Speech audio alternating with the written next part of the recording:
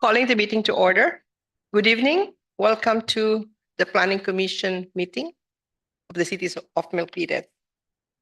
May I request Commissioner Galang for the Pledge of Allegiance? Please all stand. I pledge.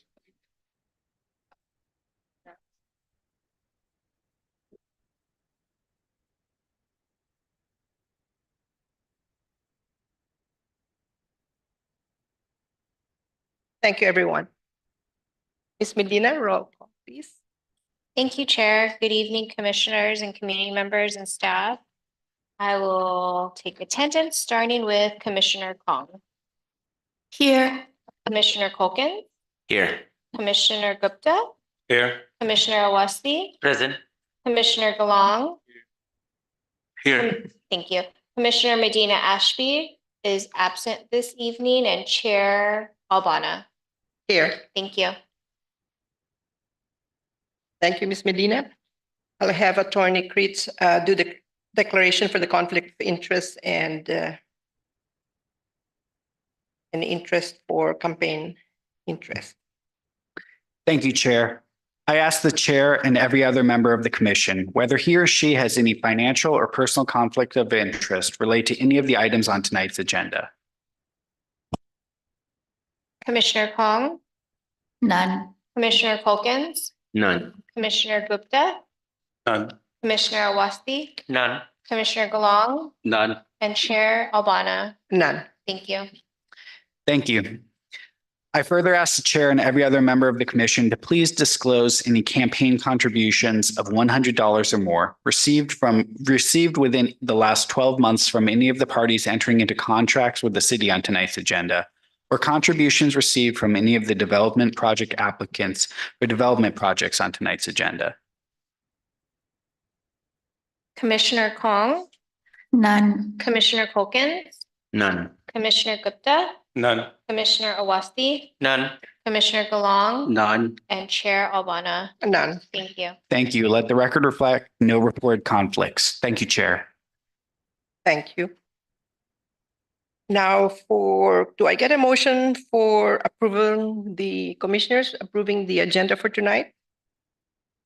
I'll make the motion to approve the agenda. Thank you, Commissioner Kong. I second that. Thank you, Commissioner Awasthi. Ms. Medina? Commissioner Kong. Aye. Commissioner Kolkins. Aye. Commissioner Gupta. Aye. Commissioner Awasthi. Aye. Commissioner Galang. Aye. And Chair Chuan. I'm sorry, Chair Albana. Aye. Thank you. Thank you. Now for the approval for the minutes of the meeting for tonight, March 27. Do I get a motion? I make a motion. Thank you, Commissioner Gupta. Second. I'll second. Thank you, Commissioner Calkins. Medina? Commissioner Kong. Aye. Commissioner Kolkins. Aye. Commissioner Gupta. Aye. Commissioner Awasthi. Aye. Commissioner Galang. Aye. And Chair Albana. Aye. Thank you. Thank you. Now will be any announcements from the commissioners or planning director? Any announcements this item? No announcements from the planning director. If I may. Attorney, yes. Just a reminder to all the commissioners, we are at that time of year. So your Form 700 is due by April 1st. Reminder, if you haven't filled that out, to go online and use the city's system to be able to do that. If you need further information, you can contact my office and we can help you out. Also, as we always strive to have the highest standard of ethics, AB 1234 training, the annual every 2-year training that we do is also coming up. So for those commissioners who haven't done that training in the last 2 years, a reminder to do that training. Again, if you need to contact my office, happy to help with that. Thank you, Attorney Creeds. We will surely do that, right? So thank you. Commissioners will do that. Yes. So right now, for our next item, we will open the public forum. Let me read the declaration. Members of the public are invited to speak on any item that does not appear on today's agenda. Comments will be limited to 3 or less at the chair's discretion. When called to speak, you are encouraged to state your name for the record. As an item not listed on the agenda, no action can be taken. However, the Planning Commission may instruct the staff to place the item on a future meeting agenda. Next item, our public hearing. We will have our project planner, Every Start, present. I'm sorry, before we go to the individual items on calendar, I think we need a moment for general public comment, if there is any. Yes, is there anybody who'd like to make a public comment?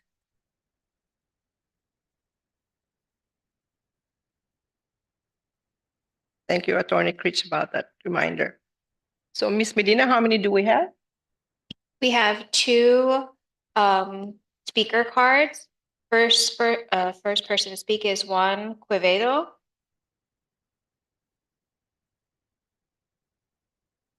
Oh, this is for the item. Oh. For the item? Both of you are for the item? Oh. Okay, so we'll have first the one for the public comment. Yes.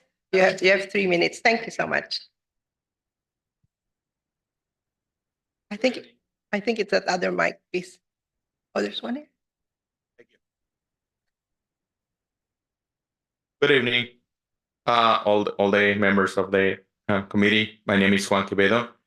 I'm a union member, a field representative for Carpenters 4-5.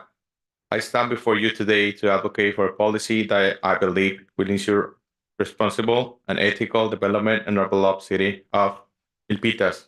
It is a policy that holds the power to benefit both of community, the developers who operate within it. I urge you to consider and implement area standards for any tax exemptions granted by the city towards development. Area standards encompass critical elements like healthcare, local hire, apprenticeship, and a livable wage are the cornerstone of responsible development. These standards are not merely regulation. They are a commitment to the well-being of our city and its residents. First and foremost, let's address the matter of healthcare.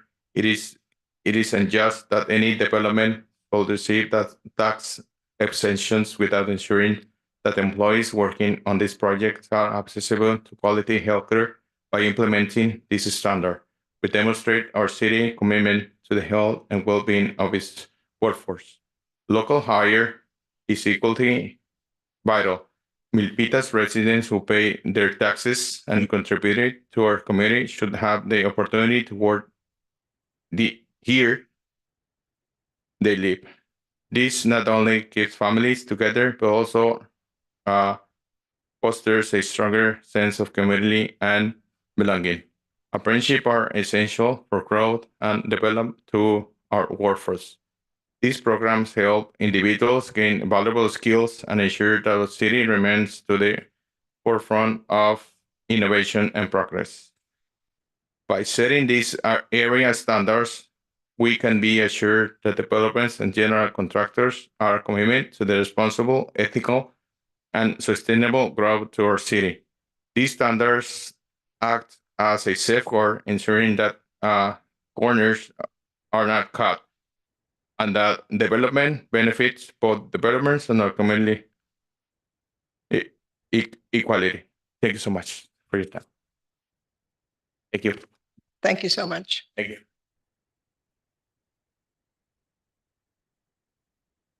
Is there anybody else who would like to make a comment? Not for now. It'll be for the agendized item. Thank you.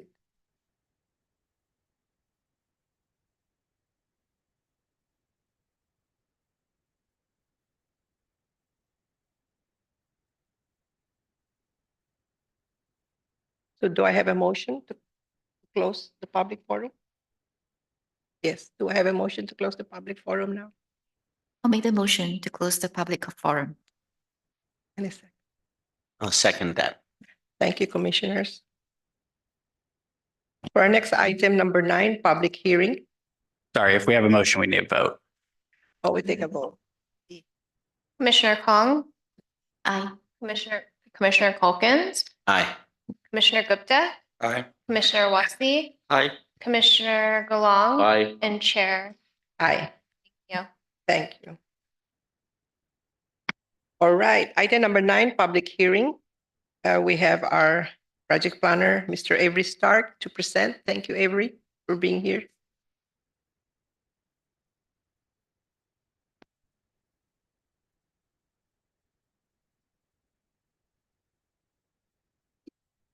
Good evening. Thank you, Director Lee. Good evening, Chair, Commissioners, members of the public and staff in attendance. Next, please.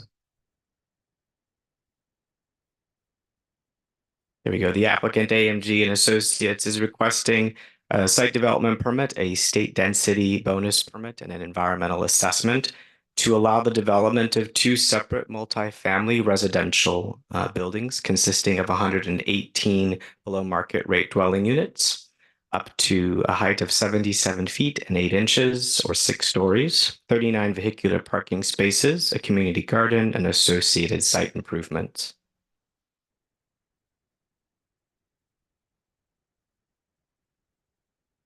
Here we see a satellite view of the lot outlined in blue. 1300 South Main is a triangular lot located immediately southeast of the intersection of South Main and Great Mall Parkway, and across the street from the VTA Great Mall Light Rail Station.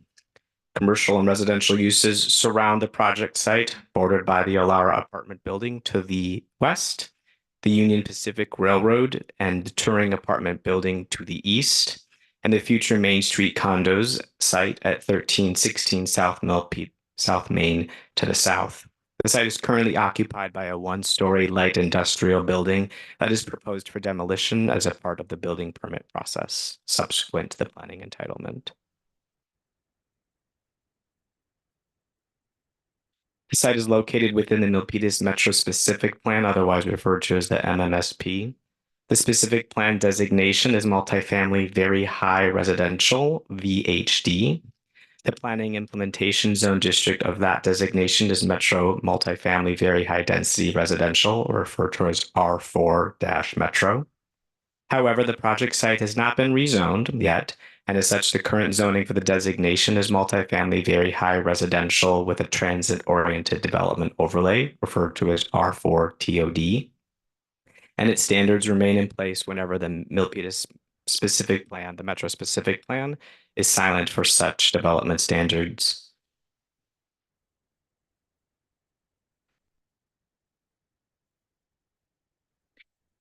Here we have just the site plan to kind of help orient you into what we're going to talk about this evening. 1300 South Main here, as you see on the screen, is at a 90-degree angle.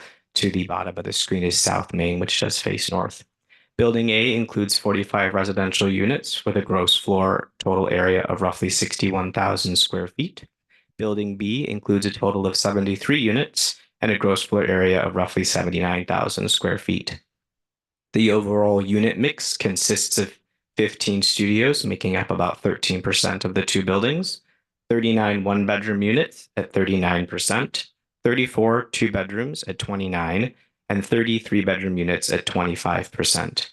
The project proposes to dedicate 100% of the total units to affordable, so 94 units will be at low income and 22 at moderate income, exclusive of the 2 managers' units as affordable for lower income households in the city of Milpitas.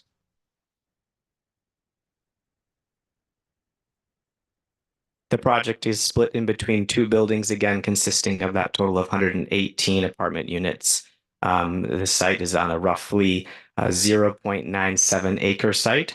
Overall, the project's contemporary flat iron architecture design visually separates the topography from other suburban housing offerings while complementing the adjacent townhome projects along South Main Street. The project includes site improvements, including guest parking, an internal driveway to access that parking area, 22 new trees, a park amenity, a community garden, landscape buffers along South Main Street and its perimeter.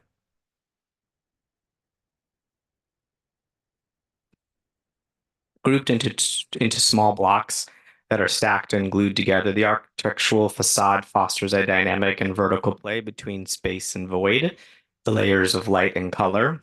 The proposed 6-story multifamily buildings maintains a strong relationship to the street and that its primary entrances are oriented towards South Main Street. The building's design features exterior stucco walls, vinyl windows accented with metal frame awnings along the ground floor, and along with an aluminum storefront window design system at all entrances.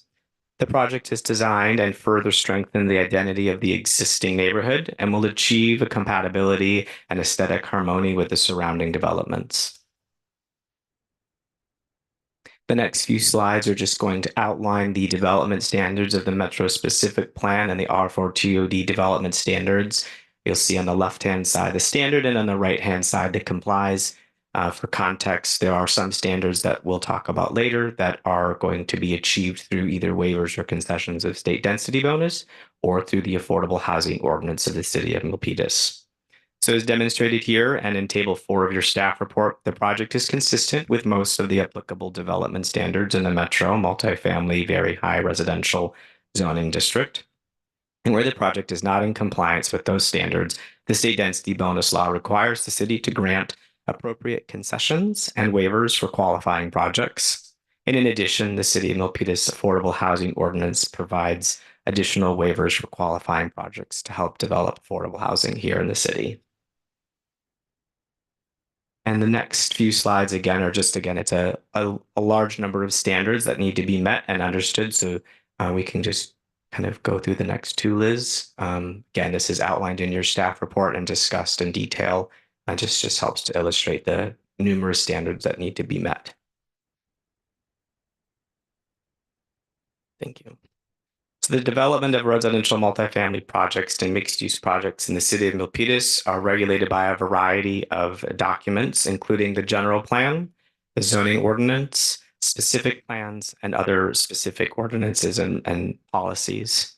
Following the passage of California State Senate Bill SB 330, the city of Milpitas was required to adopt objective design standards and streamline the housing development and the review process to ensure high quality and facilitate an efficient delivery of new residential units to the state of California.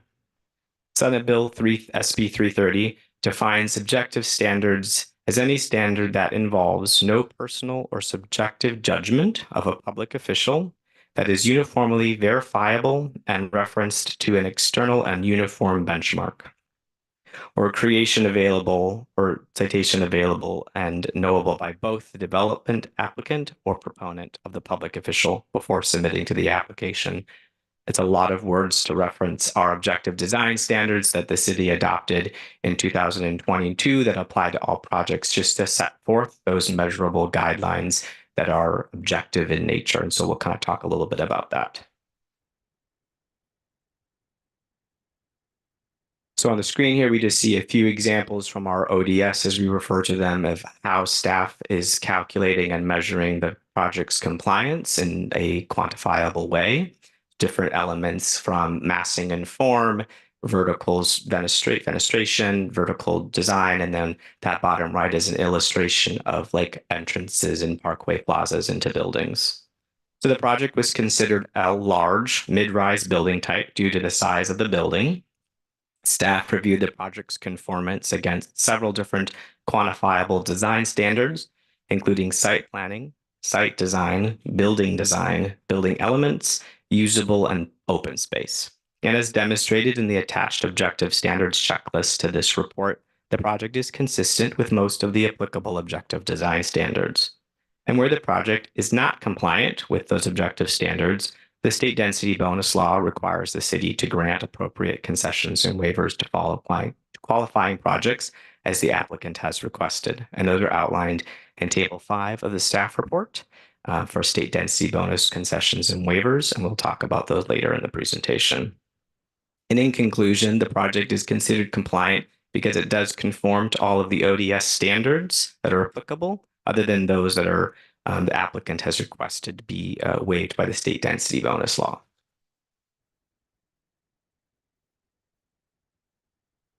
We're going to move on now and talk about state density bonus. So to encourage affordable housing production, the state density bonus law allows developers to receive a density bonus and other incentives such as concessions, waivers, parking reductions when affordable housing is incorporated within the project. The density bonus is a state mandate, and any project that meets the requirements of the state law is entitled to receive those incentives associated with it.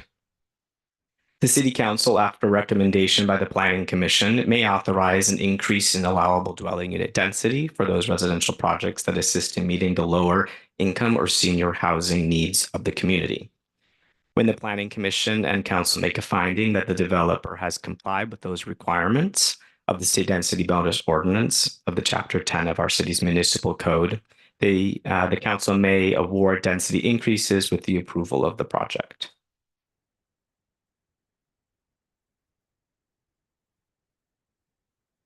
Density bonus law prohibits local jurisdictions from requiring a developer to meet certain objective design standards like setbacks, heights, and other required parking spaces if the applicant or developer can demonstrate that a relief of the standard equates to an actual identifiable cost reduction. This is referred to as a concession. Waivers are intended to provide regulatory relief and accommodate the increase in density of a project related to local development standards. An example of waivers are things like height, bulk, and open space requirement. All reviewing departments, including building, fire, engineering, police, have reviewed the plans with the proposed setbacks and waivers and reduced parking numbers and found that there's no public health or safety problems as it presents.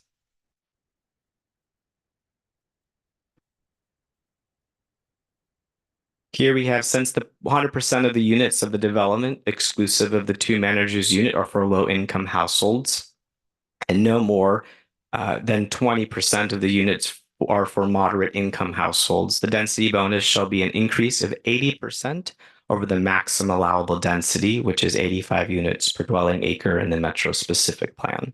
The total density that this applicant is seeking is less than that 80 at 122.20 dwelling units per acre. All of these units, with the exception of the manager's units, will be reserved for lower income households. Again, as the chart displays, 94 at lower income and 22 at moderate income. And the project will fully comply with the city's affordable housing ordinance. The city must grant appropriate waivers and concessions requested by the applicant for qualifying projects under the state density bonus law, unless they are unmitigatable, specific, and adverse health or safety impacts that can be identified. Therefore, the developer qualifies for a total of 5 concessions and a number of waivers under the state density bonus law that we'll talk about. Here we have this table along with the same table as table 5 in the staff report that just shows the requested regulatory concessions from the development standards. These concessions are allowed under the state density bonus law and must be granted by the city unless it finds, based on a substantive evidence, that the waivers would have a specific adverse impact on the public health and safety. And again, as you see, the concessions that are being requested are from our objective design standards, as they have to deal with different components of the project in terms of ground floor facade, design elements, materials, fenestration designs, and building materials as well. And then continuing in table 5, we have the waivers that the applicant has requested, regulatory waivers from development standards. These waivers are allowed under state density bonus law if it physically prevents the development and must be granted by the city unless the city finds that, based on a substantive evidence, that the waivers would have a specific unmitigatable adverse impact on the public health, safety, or welfare. Next slide, please. And then to continue on, so we also have waivers that are offered under the Milpitas Affordable Housing Ordinance. So in addition to those waivers and concessions that may be provided pursuant to state density bonus law, our ordinance provides when the applicant provides an excess of 20% of the total number of units in the development, the planning director shall grant up to 2 of the waivers listed in our ordinance. that can help increase the feasibility of the construction of those affordable units on site. The applicant will receive an additional 2 waivers from the list for every additional 5% of the affordable units provided above the 20% limit. At this time, the applicant has chosen the following 5 waivers as outlined here and in Table 7 of the staff report.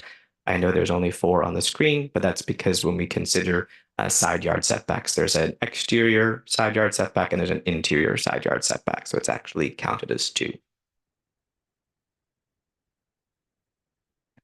Thank you. And to go back to the, sorry, we'll go back one slide just to the Milpitas Affordable Housing Ordinance waivers and the state density bonus law. Staff has confirmed that there are no impacts that would put into place the jeopardy of the safety or health or welfare of the general public, and staff supports those requested waivers without needing to present any information contrary to that. There we go. Thank you, Liz. Staff has confirmed that the project meets those findings associated with the site development permit and state density bonus, and those findings have been addressed in the resolution and discussed in the staff report. And as demonstrated in Table 4 of the staff report, the project is, again, mostly consistent with the applicable development standards in the metro multifamily very high residential R4 TOD zoning district. And where that project is not compliant with the objective standards, the state density bonus law requires that the city grant those appropriate waivers and concessions to qualify the project. In addition to the City of Milpitas Affordable Housing Ordinance waivers. And because the city doesn't have any substantive because we don't have any substantive evidence that demonstrates the requested concessions and waivers would fail to result in an actual identifiable cost savings and/or that the savings are unnecessary and provide a level of affordability as proposed, staff grants the requested incentives and waivers as outlined by the applicant, as we cannot make any, there's no finding, there's no evidence that they would be contrary to the fact. Here we have the development fees that will be applicable. So there's the Metro or TADF fees, we often refer to them. Based on an approval for the development of 118 units, the estimated cost for the project is roughly $6 million. And that TADF fee also includes a percentage of the parkland fee. And because the applicant is paying this TADF fee or Metro fee for the development, there will be no additional parkland fee required. The update to the Metro specific plan changed the way the city allocates the cost for parkland. And in this instance, because of the waiver for park open space and because there's no subdivision of land, no parkland additional fee is required, and they'll pay that fully through the TADF. The applicant is also seeking a public art exclusion as outlined in our municipal code through the Affordable Housing Ordinance, which shall not apply to an affordable housing development with a minimum of 20% affordable housing units if the developer and or the owner can demonstrate to the satisfaction of the city council that said requirements would cause the development project not to be economically feasible. Other fees are still being collected, as such as engineering fees and other entitlement construction post entitlement fees during the construction process that are all outlined in the resolution by department.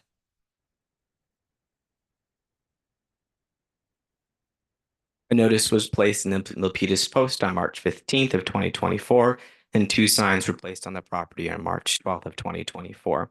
The city also sent out a total of 367 postcards informing residents and property owners of the project within a 300-foot buffer of the parcel.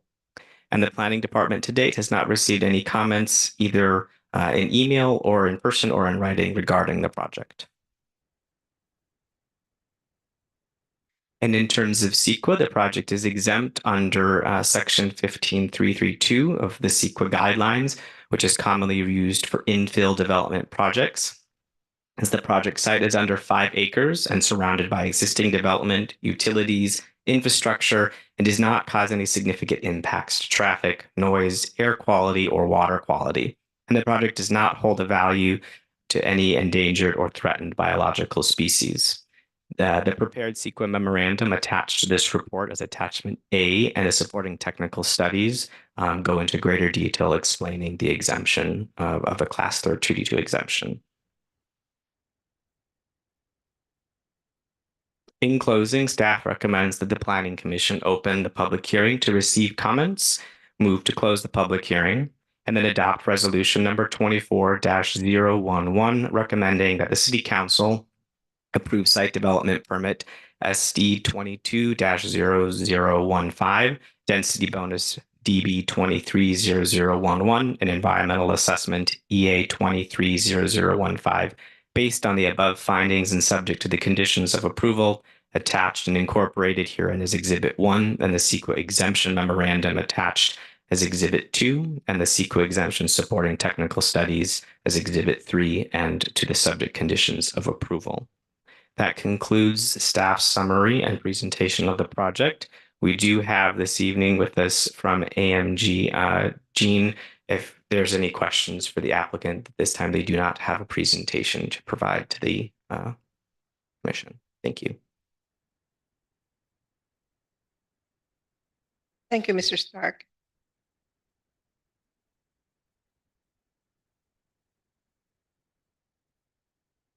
You mentioned nobody else will be able to give a presentation. The applicant has informed us that they do not have a presentation to provide. They felt that staff's presentation was more than sufficient, but they are here to answer any questions if you have them for them. And there are also two of the representatives in the Zoom meeting room if there are more technical questions regarding architecture or design that need to be answered. Commissioners, would you have any questions for Mr. Stark? Yeah. Yes. I would like to see the unit type slide.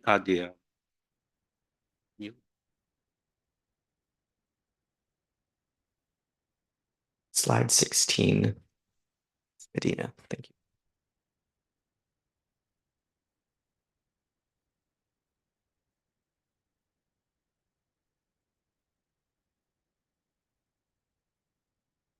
Yes, Mr. Emery, maybe I need your guidance here. What's unit type S, A, B, and C? What's that mean? What do you mean by that? They're just so S would be generally referred to as a studio, no bedroom, and then A, B, and C is just the number value that they've associated, so that on the site plan, when you're looking at the floor plan, you can differentiate between the two. But the unit type, really the important part is the second column, and that's where we're looking at the bedroom size. So we have studio being 0 bedrooms, 1, 2, and 3, and then the unit size is giving you the roughly the square footage of those units. So each building has manager unit, right? So you have 2 manager units, 2, right? Correct. So each building has Yes. 1. Okay. Okay. So what are the required parking on this project? So because the project is located within a half-mile of a major transit stop for state density bonus law, no parking is required technically under state law. The applicant has proposed 39 parking spaces, which will be inside a podium of the building. So as you drive into their main drive aisle, to the right of building B would be essentially like a garage, a parking garage on the right-hand side. And then to the left would be the other parking garage. Liz, or Miss Medina, sorry, if you go to the second slide in the presentation, it should better illustrate the parking configuration. And by that, I mean slide 5. There we go. So this is the first floor of the building that you're seeing in front of you, building A and B. The arrows indicate the drive aisle for each one, and then those are the parking stalls that will be inside the building. Okay. About how far this to BART station? If you walk, how long it takes you to? I believe it's just a little over half a mile or 3/4 of a mile to the BART station walk. Okay. Per unit of this apartment, is there a maximum that you can live at that unit? I mean, there's a maximum you can. A maximum number of occupants? Number of occupants, yes. That defined based on the building code sets the occupancy of an apartment building, but generally speaking, it would be 2 adults per bedroom and then with a child. So for like a 1-bedroom apartment, we would expect the occupancy to roughly to be 2 or potentially 3 with a child. And then for a 2-bedroom, it would be 4, potentially with a small child as well. But the building code and building officials sets the occupant load for each unit. Okay, you mentioned about the vertical projecting and vertical recess of the building. I think the exterior part of the building. Is a purpose that there a purpose of that? A vertical projection and vertical Yeah, so as a recess? part of the objective design standards, the goal is to create, in a way, kind of a uniform design standard. And part of that standard is just to see a breakup in the facade. So vertically and horizontally, the objective design standards calls out percentages of the building frontage that once you get to a certain number of lineal feet, you need to have a break. And that break can either be in a vertical or a recess into the building or a recess out of the building. Again, it's to help create a different type of topography as you're looking at the structure to break up the form so that it's not just one flat plane.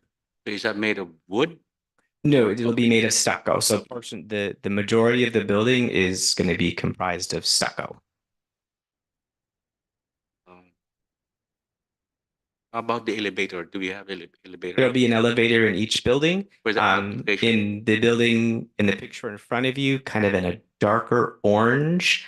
For building B to your right, there's an elevator, and then there's also an elevator in building A. Each building has only one Each elevator. building has one. How about the access? Is it close to the exit? Is that exit? Yep.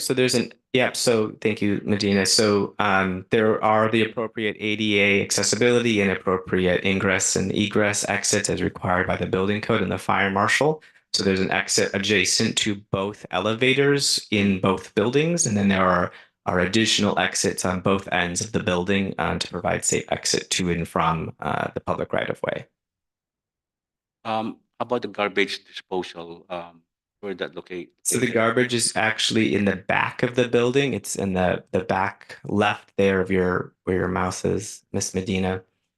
So trash is then put into a chute on each floor. You go to the end of the hallway, you'd have your trash room with your trash, compost, and recycling. You'd put it in the chute. It would go down the chute down to the ground floor into a big bin, and then there's a trash compressor, compresses it, and then the drive aisle along the back there. With design and consultation with our trash waste management team here at the city and engineering have confirmed the maneuverability of a trash vehicle down the drive aisle to pick up those containers and then remove them from site. Okay, one more question. So each building has a manager's office, so there's somebody there to live in, right? Correct. 24 hours. 24 hours, yes. There'll be a manager. There's a manager on site. Correct. Thank you. Thank Can I you, ask some question? Commissioner. Yes, Commissioner Gupta, please. So I want to pursue the parking angle. I think that's something of concern. Even though I know the code and the state is pushing for giving a lot of incentives for affordable housing, including requirement for no parking. But I'm concerned about how will that work for the people who are going to live there and the people in the immediate neighborhood. I believe that there should be each family will at least have one car. I mean, do you agree? One car is a minimum, even though it's moderate income or low income families, they will want to have one car. Otherwise, how will they go for grocery shopping or other kinds of shopping or visiting friends and family, whatever, right? So at least they'll have one car. So where will they park? There are only 39 spots for 118 apartments. Yeah. So again, as I talked about, the state density bonus law, because the project is within a half mile of a major transit stop, isn't required technically to have any parking. The applicant has proposed 39 parking spaces. One thing to keep in mind and really important about this location in our city is the proximity to public transit. So you're within less than half a block from the VTA light rail station, which gains you access to an entire network of transit in the Bay Area. And then a short walk, half mile up the road, you can gain access to BART. It's also extremely pedestrian friendly. There are a number of on-site bike storage lockers, both inside the building and outside the building. Again, the design of the metro area is that it is a very walkable area and is intended for residents to utilize pedestrian access as probably as a primary mode of transportation. When it comes to things like running errands and grocery shopping, again, that portion of the city will also eventually, as it kind of comes to fruition, we'll have a lot of those services available within a walking distance. We have a Trader Joe's not that far away.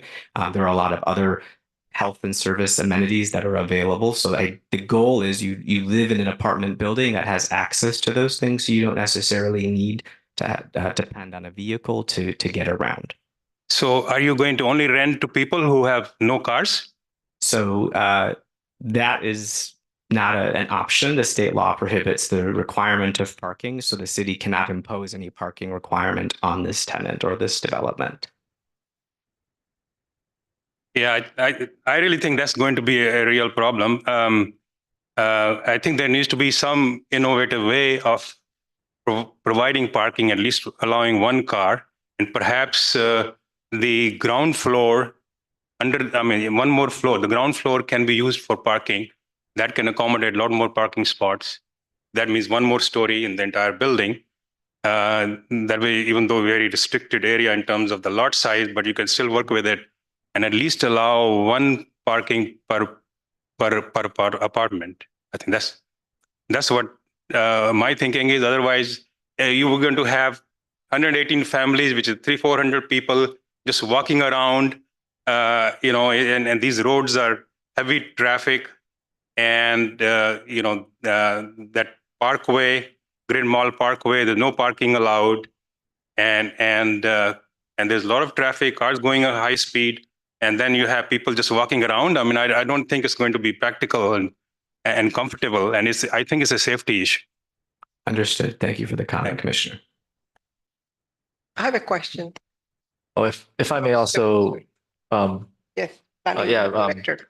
respond to the concern. We do understand the concerns, but as Associate Planner or Acting Senior Planner Avery Stark mentioned, the state law preempts local regulation. But I do think that this discussion points to the greater need for a more holistic approach to traveling in this area, because reducing the parking without the appropriate multimodal transportation systems in place will result in the parking issues that you mentioned. So I think if we want to address the parking concern, another way to look at it is to continue to invest and improve multimodal transportation, whether that's pedestrian or bike facilities or just public transit, the facilities that we provide for the community. So just want to add that to the discussion. Thank you, Planning Director. Good point. Something to do with the parking. Who will have access to the 39 parking? That is an operational question that would be determined by the management company on site. Okay. How about of the 39 parking, will there be parking at least for 3 spots where, it's a pick up and drop off, like for Ubers, Yes. So prior to this application, the applicant had submitted an SB 35 application that went through the council. And as a part of that discussion, there was a desire to have pickup and drop off. And so there are areas inside the building on both building A and B where, an Uber or a Lyft or a rideshare could stop and pick up a passenger and then continue on their journey. There's also still going to be the required ADA number of parking spaces for both, vans and cars. There's also a dedicated parking space in both building or in building B for the USPS mail carrier. Commissioners, any questions? Commissioner Coffins? Yeah, just following up on the parking thing and ignorance on my part. But are there rules as to how long cars can park there just because, somebody will be first come, first serve? Again, operationally speaking, the management of the property would have purview over how long a car can park in a parking stall inside their building. I would imagine operationally, I don't know if the team that can answer that question at this point, you can? Okay, well, I'll have the applicant to answer that question. Thank you.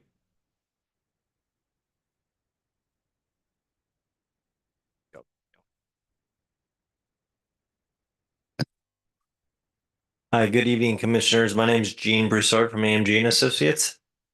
I just want to first say thank you to Avery and the staff. The reason why we didn't have a presentation is he kind of, excuse me, I need some water. He did not, he kind of went through his presentation with us and it was so detailed compared to other staff presentations that we see that we felt that we're just here for questions. So we appreciate all the staff and hard work. And as Avery had mentioned, Matthew Ramos and Kimberly Kalika are also with us on Zoom for additional technical questions.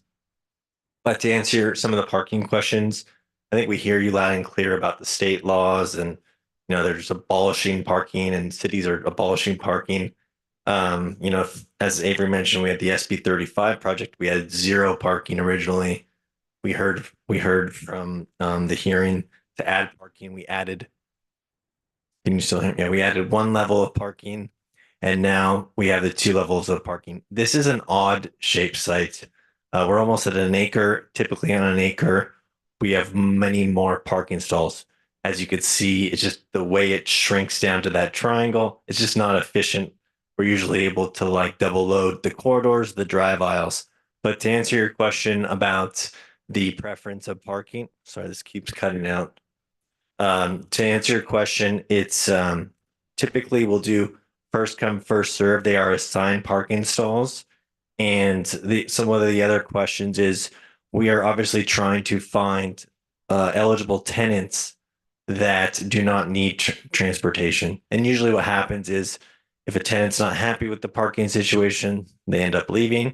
And we find tenants in the area that are okay with VTA and the BART nearby and the local amenities. I apologize. It sounds like the mic keeps cutting out. But I'm happy to answer any other questions that you have. Commissioner, it was first Dang, right? Ms. Kong. Yeah, I have follow-up questions regarding parking. Yeah. Because you did mention that there will be temporary parking for UPS, for rideshare and so on. But what about for guests? Or, you know, loading and unloading even for tenants? Will there be a loading zone? Yeah, as Avery mentioned, there will be loading and unloading zones in each building, those spots, as well as a separate spot for mail. And then any remaining spots beyond those 2 categories and the third category of ADA will strictly be assigned to a guest. Okay. Just to be realistic, I mean, it's really close to a Great Mall.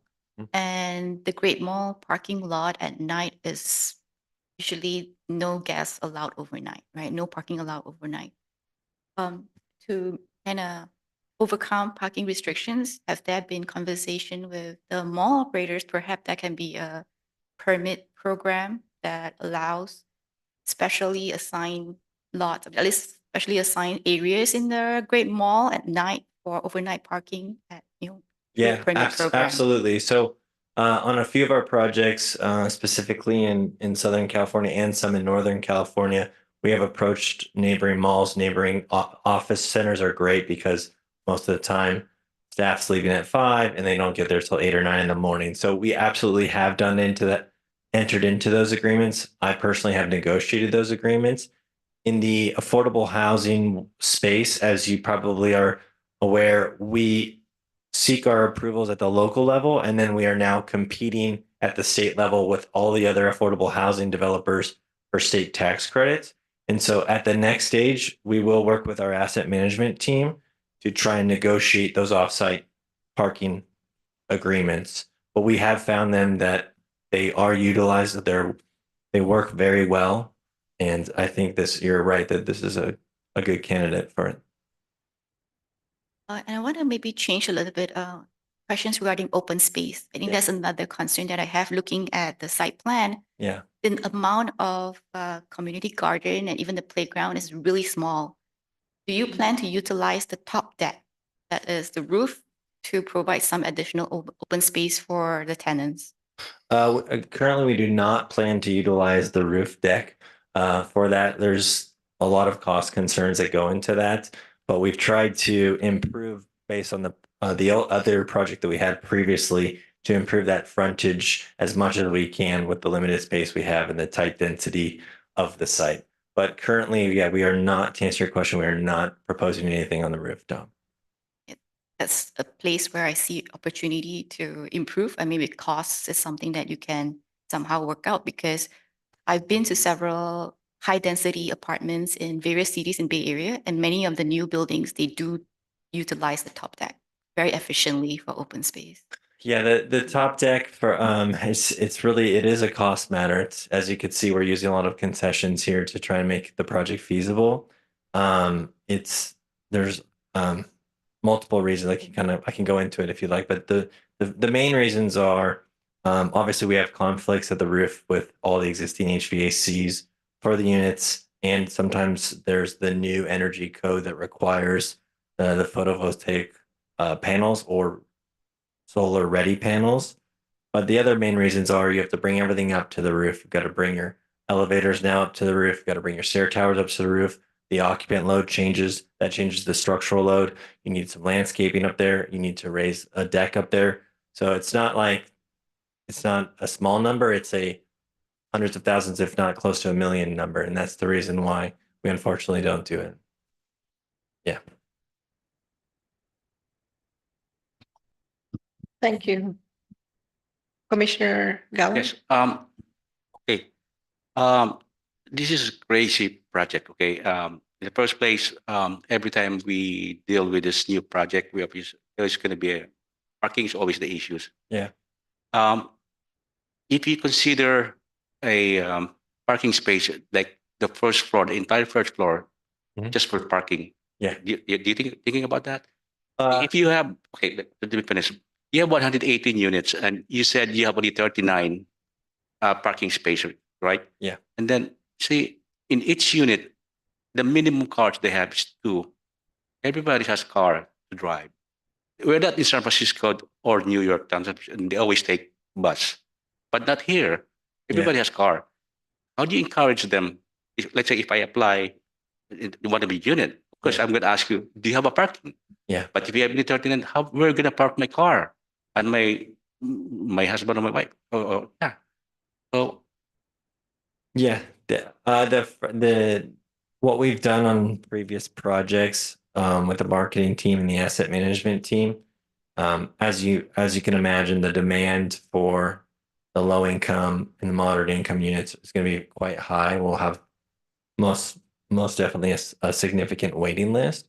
And what we've done is when anyone calls the leasing office or sends an inquiry, when the project starts construction, we have a kind of a phone number that you call into, and we're very specific to say that there's limited parking available so that it's very clear to the tenants. And as I was stating earlier to the other commissioners, we have found that pretty fast that when a tenant realizes they don't have a stall and they want a stall, they move on to the next project. And we do find applicants that are okay with the parking situation, given that the demand is so high for a low income housing unit in the city and the county.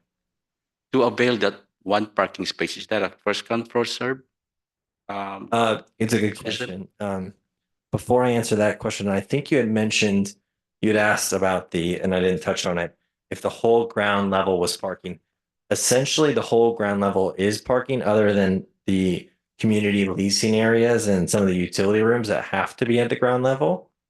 And so that I just wanted to make that clear that the entire ground, both buildings A and B, are for structured parking other than the required facilities on the ground floor, like the trash room, the transformer room, items like that. So how many parking space in each building? Avery, each one. I have it here. I'd have to count it, I think. Hold on one second. It's 24 and 15. It's 24 and 15 and the other. So Correct. one building is 24 and one building is 15? Correct. Yeah. And again, it's not very efficient. As I mentioned, it's really, we have an acre here, but it's just the way that that pinches out to that triangle. So, I expand on that a little bit. Yeah. So the ground floor, you're saying already utilizing for parking. I'm surprised that there are only 39 parking spots you could get out of the entire ground floor. Isn't that, what is the total area, base area you're on the ground floor? Isn't that close to maybe 30,000 square feet or 25,000 square feet? How much is it?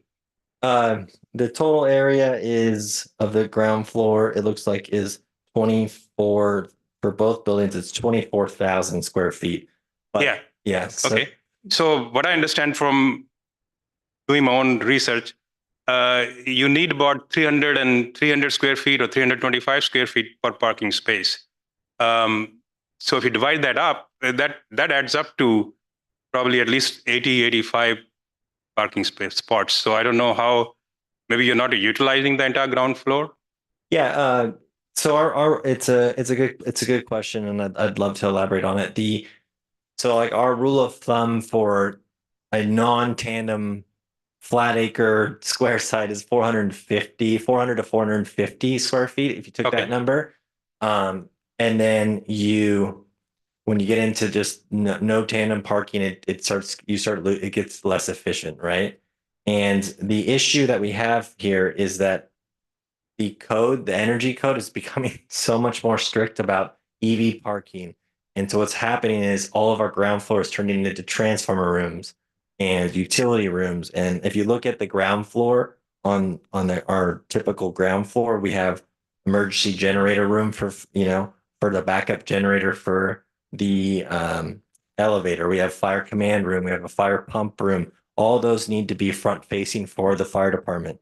You have a boiler room to pump all the hot water up. So a lot of those things get eaten up, as well as we need to have leasing on the ground floor. But I do agree with you that the number sounds low, and I agree with you that it's low. It's just an inefficient, as you can see on the screen, it's the layout is not very square and efficient like a lot of our other projects that we work on. It's just the uniqueness of the parcel, unfortunately. Maybe in that case, you need to change the density. Maybe you have too many apartments. I think parking is going to be a real practical issue. I mean, you know, that's at least my concern also, Yeah. in addition to other commissioners. Yeah. Thank you. Thank you. I have a question, maybe for Avery or you also. Can I see where there's like bike lanes? So they can use the scooters, bike lanes from their units. So yeah, residents would be able to use the existing infrastructure along South Main Street to make their way into the metro area or make their way over to the VTA light rail station or down to the BART station. South Main Street currently does not have you could ride your scooter, you could ride your bike in the street. You could also, walk along the sidewalk. Our city municipal code doesn't allow you to ride scooters on sidewalks. So you would utilize the public right of way of the street to make your way over to the BART station or over to the VTA station. And there is, in kind of the grander portion of the metro specific plan, roadway reconfigurations as a part of our CIP that would look at reconfiguring walkways and pedestrian access and multimodal access, so like separated bike lanes, protected bike lanes, and new ways of getting people from South Main Street across to the VTA right rail. But those are part of like the larger metro specific plan projects that will happen in the future. So it's really mostly walking. Mostly walking, yes, riding bicycles. You could obviously you could ride a scooter or an e-bike in the street. Theoretically, you could also ride one on the sidewalk. So that's how you would get around primarily. So the sidewalk, we can use the scooters. Technically, the municipal code would say no, you can't ride an e-scooter on the sidewalk, but that doesn't stop people from riding e-scooters on the sidewalk. I see. But bikes, okay, we have bike lanes and everything on the street. So yes, That in the will be future, there will provided. be dedicated bike lanes on that street. There's like a small curb or a small like area on the street where you could ride a bicycle that would be safe. And there are new state laws that protect bicyclists when they are on the road that would require a vehicle now to shift an entire lane to the left when a vehicle is occupying a vehicle lane to help protect bikers. Thank you, Avery. Any other questions? Commissioner Calkins. Yeah, I just had, a couple questions. overall, I like the appearance that that area when I was little was actually a go-kart track.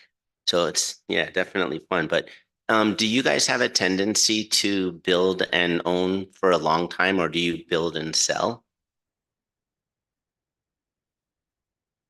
Yeah, so thank you for the question. The commissioner, the AMG and Associates has been around for 20 plus, 25 plus years. I started the company in 2005. I'm not the owner of the company, but I work for the owner of the company. We own and manage approximately 10 to 12,000 affordable units across California. 95+% of what we do is just affordable housing. We have not sold maybe one project in the history, so we hold the projects for a long duration. Thanks. One follow-on question. I'm not done. Oh, go. I was going to say one side note, because obviously parking is a big issue. Yeah. But I also know on the weekends they have a really good farmers market at Great Mall parking lot. So I don't know what it looks like to do some kind of ride share thing on the weekend or get a golf cart or something, to run people over for simple things, Okay. close shopping to Trader Joe's or something to help out with that. Just food for thought. I'll take note. Thank you. Thank you, Commissioner Cockins. I wanted to add something to that. Maybe the management could provide a shuttle, certain hours of the morning, midday, and in the evening to just shuttle the tenants to the Great Mall, especially those who are seniors. Thank you. Okay. One question I have is, do you have any other project where there's so much gap between parking and the number of apartments? Yes, we do. We have we do. Yeah, we have projects that are either in development or under construction that have 0 parking stalls. That's under construction, something which is already in operation where you have that kind of disparity? Yeah, I'm trying to think of one that is like this. We have a project in I think it's San Diego, that has less parking than this. And initially we had parking, like it took a good, I'd say, month or two for things to get stabilized. And it was a problem at first, and I'll be honest with you. But it stabilized, and the wait list is long, and we have people wanting to get into the building, and the parking has resolved itself. I'm trying to think of other projects we have. We definitely have other projects under construction. We have one in San Bruno that has a more dense, less parking than this site. It's not operational yet. We have several projects that are like 0.4, 0.5 stalls that are fine. Trying to think if there's anything else. If I think of any, I'll come up and state.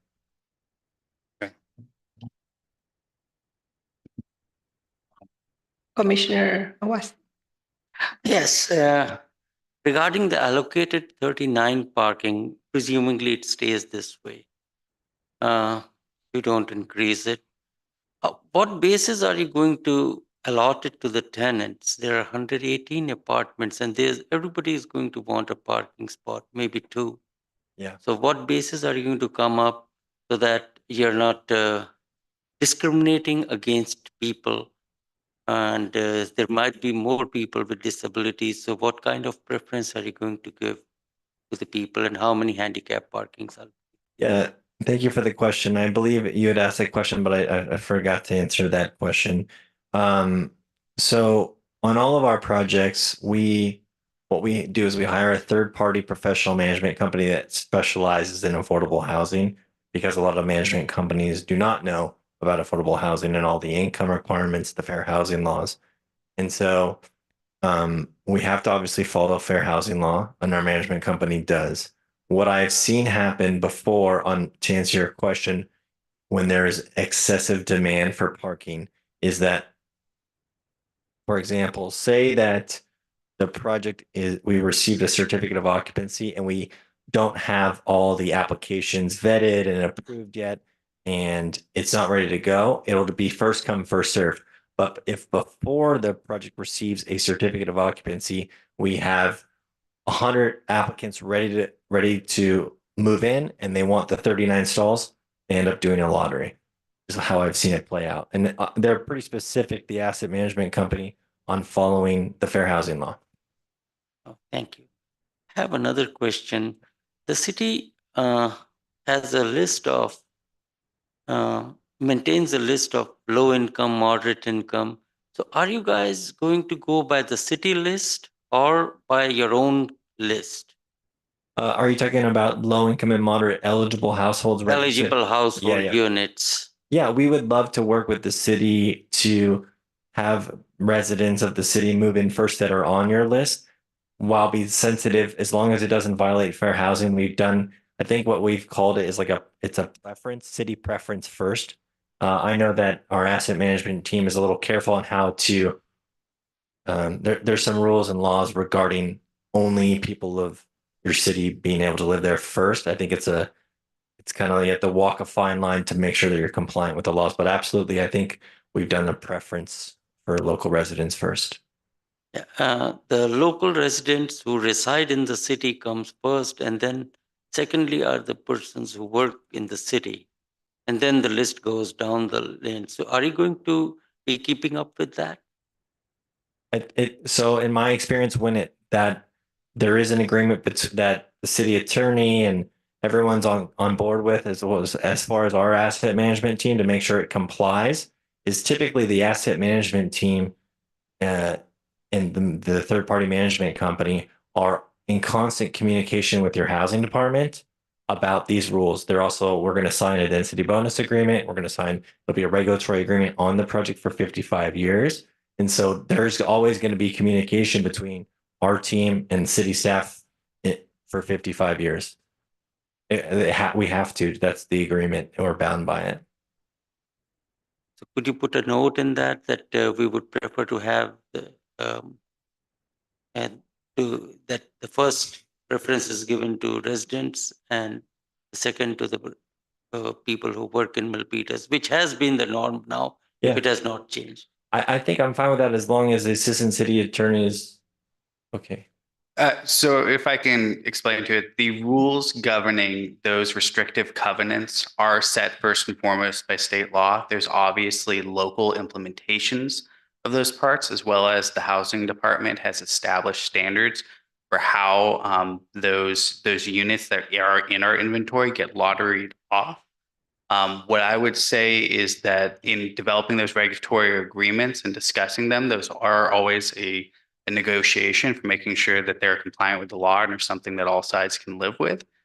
So that's something that we can address at that juncture, including specialized terms that show preference for local residents over others. I think is not something that we should write in at this juncture.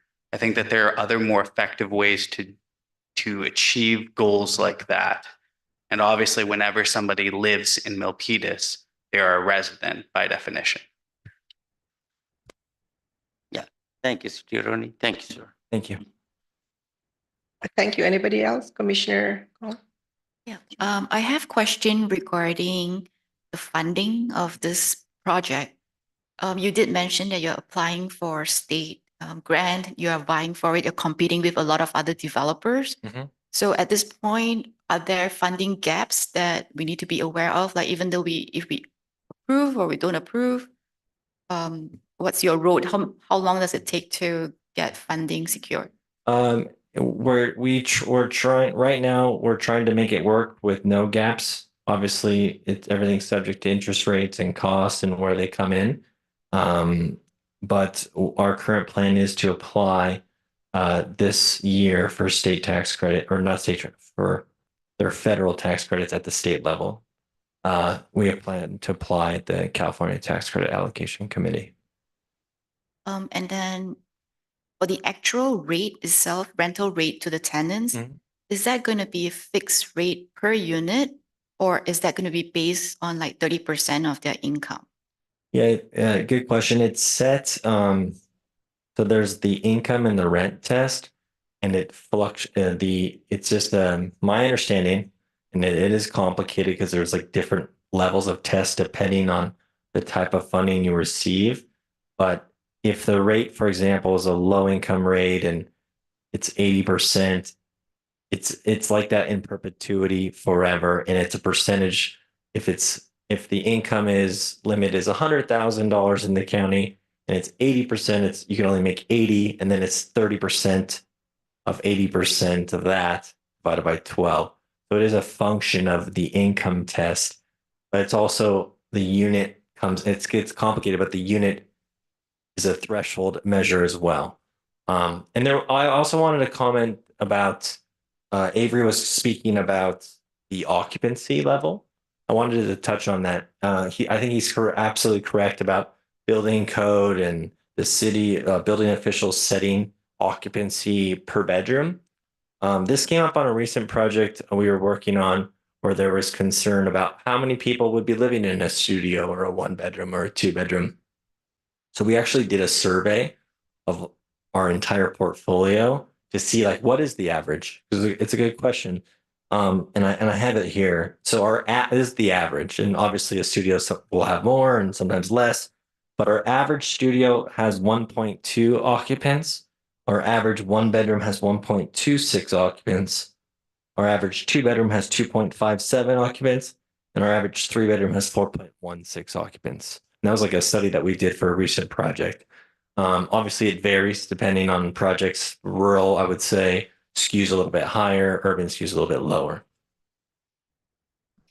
Thank you. Thank you. One more question. What is the anticipated rent you're going to charge for each one of these apartments? Question. I did not write that down.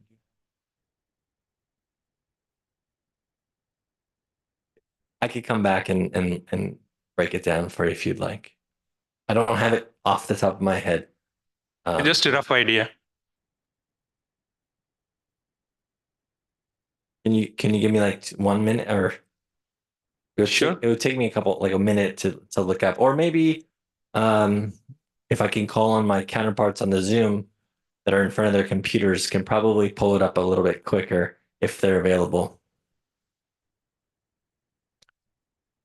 We will take other questions. Anybody else Yeah. has questions? Question. Yeah. Commissioner Sala. Is this a month-to-month lease, or is there any contract 6 months to 1 year? It's excuse me for looking at my phone while I'm at the podium. I'm trying to find this at the same time. I would never do that otherwise.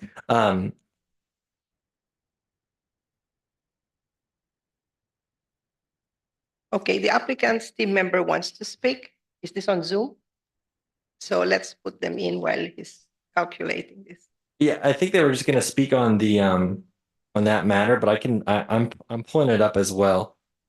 But could you repeat the question? No, about the leasing. Yeah, typically it's a fixed 1-year lease term, and then my understanding is that after the 1 year's up, it rolls to month to month. So the first is the 1 year and then month-to-month after that. That's my understanding, correct? After 1 year, you will increase the rent. Well, yeah, it's remember that the rent increases are only a function. The rent increases are only a function of the area median income, right? So we can only rise. They only rise if the area median income rises set by HUD, right? And then if they never rise, then we don't rise. So we kind of model off of what's the allowable charge, and that's obviously the data filters from HUD based on the area median income, and then that goes through HCD, California Housing Community Development, and then they publish their rent numbers. So in your contract, you stated that, let's say after 1 year, there's an increase. How many percent? Then the second year, another increase. Well, again, it depends on if the income for the county goes up, that would allow us to follow that income up because the whole income of the county went up. But if it stays level, we can't increase it. Notwithstanding that, we're also subject to, I believe, there's a state, I'm not familiar with it, but I believe there's a state rent control cap on how much you can raise anyone now, if I recall. I'm not an expert, I'm more on the tax credit, but we're subject to the income restriction of the county at all times. Answer. And then do you inform the tenant Absolutely. regularly? Absolutely. We have to, absolutely. We have to comply with all laws on noticing and everything. There's certain days in advance that you have to notice a tenant. if the rent increases by an amount. In writing, right? Absolutely. Excuse me. Did we have somebody who would like to comment? Well, from- I could think I could pull up those unless they want to, if they're readily available.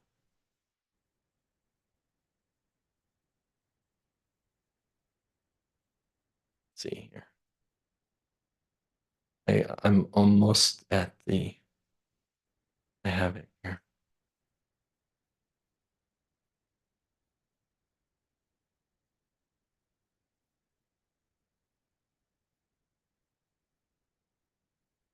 So on our, I have the rents now. Finally, apologize. The for 60% rents, or 80% and 60. Let's just for clarity, we if this is a tax credit project, which it eventually will be, the entire project has to average at 60. So that's how I'm going to read those rents out to you. So studio is 1,770. A one bedroom is 1896. A two bedroom is 2275, and a three bedroom is 2,628. And in addition to that, we have to give utility allowances on top of that. So if they pay their utilities, we have to credit them that amount. If they pay their electricity, we credit that. Things like that. Typically, we pay water and trash. So, and we have to credit them for anything else they pay for, hot water, all that stuff. We have to credit. About internet. No, internet, they're responsible for. Chair, if I may. Yes, please. So one thing I want to encourage the commission on is obviously the review here is looking at the project that's before us. The operational ways in which the business goes about doing its business isn't necessarily always or in most instances something that has to do with the planning item that's in front of you for review. So I would encourage the commission to consider the items and make sure that if you have a concern about project elements that the applicant can control and be addressed here, that we give them an opportunity to address those.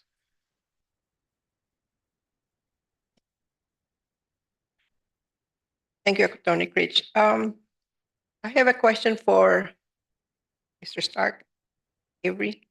Can you just explain or clarify the specific plan designation is the multifamily, very high density residential? And it says the project site has not been rezoned yet. Does it make it part of one of the concessions? No, so that's not a part of one of their concessions. The city is currently in the process of updating and doing a comprehensive code update, our CZOs. And the first phase of that update will actually include the codification of the metro-specific plans standards into our municipal code, which will then change the zoning map and the zoning text to refer to anything inside the metro plan as its land use, so like R4, and it'll be dash metro. Whereas currently the zoning is like, so there's the general plan, which is our overarching document and our guiding principles. We have a specific plan that sets up a bunch of additional standards and requirements and policies. And then we have our zoning text that implements all those two documents. Right now, the zoning for the site is R4 TOD, and the zoning it will become is R4 Metro. There's just there's a time difference between the adoption of the specific area plan and when the zoning is then further adopted to match the specific plan and then to be in conformance with the general plan. So the standards that were taken into consideration for review are first and foremost, we have the general plan, then we have the specific plan, and then we have the current standards as outlined in our municipal code for R4 TOD. So there are, but wherever the TOD R4 in our municipal code is silent on a standard, then the specific plan takes precedent and illustrates or dictates what standard we would be using. And it could be some are setbacks, it could be height, it is open space calculation, it could be the requirement for bicycle parking, and it sets up all the policies and guidelines that we then review the project under. So that statement is to help understand and educate the Planning Commission that this parcel is currently R4 TOD and it will be rezoned to R4 Metro with the adoption of the comprehensive code update, which will be back in front of this body in a few months. And I'm assuming that will not delay the project of the applicant. No, it does not delay the applicant in any way. No, their date of application to the city is what kind of started the zoning that they're applying under, and the hearing we have today, the zoning has not changed. We have not heard the CZO, so the zoning in no way in the future will affect what's going on today. They'll be essentially vested to these rights once it goes through the process of recommendation from Planning Commission to Council. Oh, thank you for the clarification. Hmm. Any other questions from the commissioners or?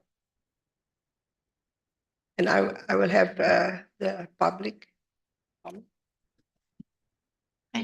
Oh, Commissioner. Yeah, I have a question regarding the entrances. Is it going to be a secured entrance or secured access into the buildings to provide security for the tenants? Yes, I've been informed by the applicant that the entire building would be like a secure key fob entrance. So we would all have fobs into the leasing office, into the doors that lead into the building. And then like when you're in the like access to the elevator, like the fobs we have behind us to get in and out of city facilities. Okay, especially the mailroom also? Will The be mailroom, yes. The mailroom is a part of the leasing office. It's all contained in there. So you would need fob access to get into the leasing office or subsequently into the mailroom. And oftentimes the mailroom will have a second fob where you'll fob again. All right, thank you. Yeah. Appreciate it. Thank you, Commissioner. Maybe Commissioner Galang. Yeah, laundry room, where that located? The laundry room? The laundry rooms are located at the end of the hallway on each floor of both Building A and Building B. Is that open 24 hours? Yes, the laundry is open 24 hours. I'm just concerned about, do you put a CCTV, do you require the CCTV in that laundry room? So again, operationally speaking, the requirement surveillance inside the property is outside the purview of the planning department.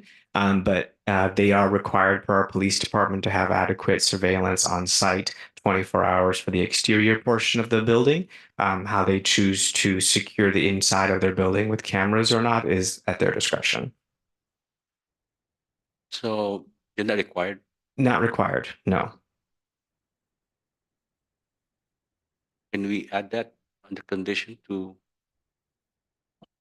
put the CCTV? That's a very, Really quick, we do typically have security cameras in all of our projects at entrances, lobby, mail room, laundry rooms, community rooms, items like that, stairwells, specifically stairwells, because we don't want people to kind of hang out there. And so we have a pretty robust low voltage CCTV security camera on all of our projects. thank you. Thank you, Commissioner Galang. With no other questions, I'm going to open this to the public for their comments. Do we have this? We will have, what is his name? Chair, we have two speaker cards. Okay, First one is Rigo Gallardo. Thank you. Good evening, Chair and Commissioners. My name is Rigo Gallardo. I'm a field representative for the NorCal Carpenters Union here in San Jose. I stand before you today to advocate for a responsible contractor for the 1300 South Main Street project, not just because it promises innovation and progress, but because of the immense potential it holds for the hardworking individuals in our community who may not have pursued a traditional college education, but instead have chosen to dedicate themselves to the construction industry. This project presents an opportunity, not just for development, but also for the empowerment of the fellow citizens who have chosen careers in construction.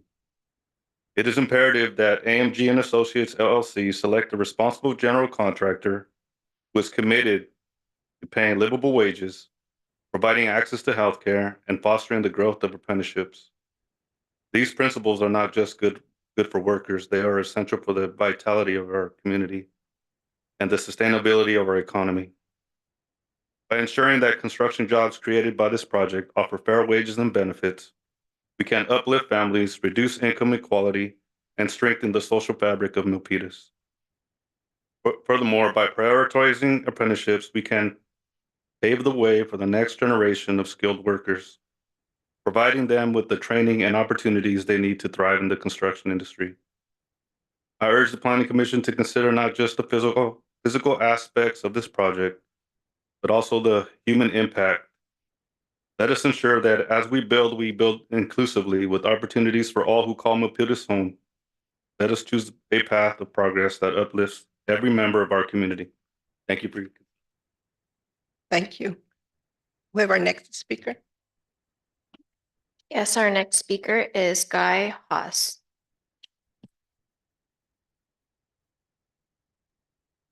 Good evening, Commissioners. My name is Guy Hawes, and I live in the Pines. I've lived there since 1981. I think affordable housing is great, a great idea. And by the way, with regard to bicycles and scooters and things along the roadways, both Fremont and San Jose are putting up bollards in areas where you need that protection. So you might want to stick that one in your pocket and put it in the plan. When they built the Elara apartments, which is between this site and the Pines, we had a problem within the Pines of laborers parking in the Pines on public roadways, climbing over the wall and going to work on the Elara. I want to make it a point that you find some way to keep the construction people from parking in the Pines on the public roadways, because there isn't really any way to get out to the site. There's only 2 entrances to the Pines, and they're going to be coming back and forth over the wall if you don't. Secondly, or additionally, if you have children on the site, you're probably going to have students in the schools. Zanker is the nearest school. Are these students going to walk to that school? Most parents drive their kids to the school. If they don't have parking, they don't have cars, transportation will be necessary for those students. And Milpitas Unified doesn't have a whole lot of buses.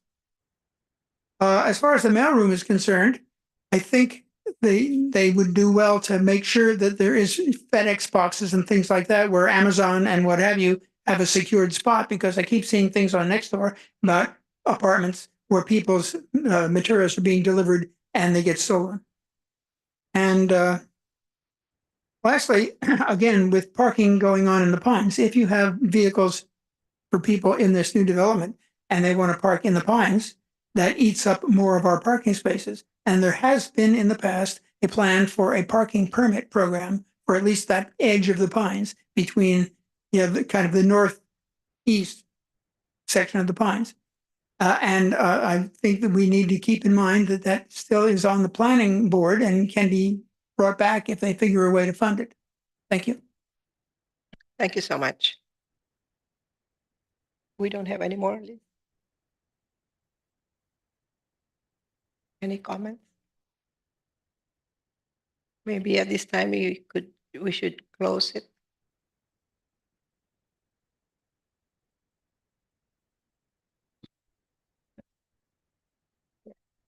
No other questions, Commissioner?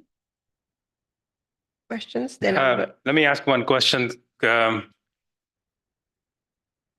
still pursuing the parking angle. I'm sorry. Of course, the city council has to finally approve. But what if there is a second floor which is dedicated to parking in addition to what you already have on the ground floor? How much cost will that add? Yeah, thank you for your question. Happy to talk more about parking. The second floor of a podium obviously is a cost. You also lose some of the efficiencies because you have to get a ramp, and that once you get to the top of the ramp, you have to turn. Yeah. And you can imagine on a site like this, if you just did some basic sketching, it's tough, right? It's just to get a ramp up. And by the time you do the ramp, you're losing stalls on the bottom, and then you have to make your turn at the top. It is costly. I don't know the exact cost because we've never done it, but I've heard it's more costly than the first level of podium parking. But as we received public comments, I was also looking at the past projects There are two other projects that have been operational for a few years that I built. Was involved in Daly City, which has a similar parking structure, parking condition, and in Richmond that has a similar. And they are both operational, 97% occupied at all times. So I agree that it might be a concern, but I think there's ways that we can work with staff, work with our asset management company. The other commissioner mentioned, work with the mall to try and mitigate these measures.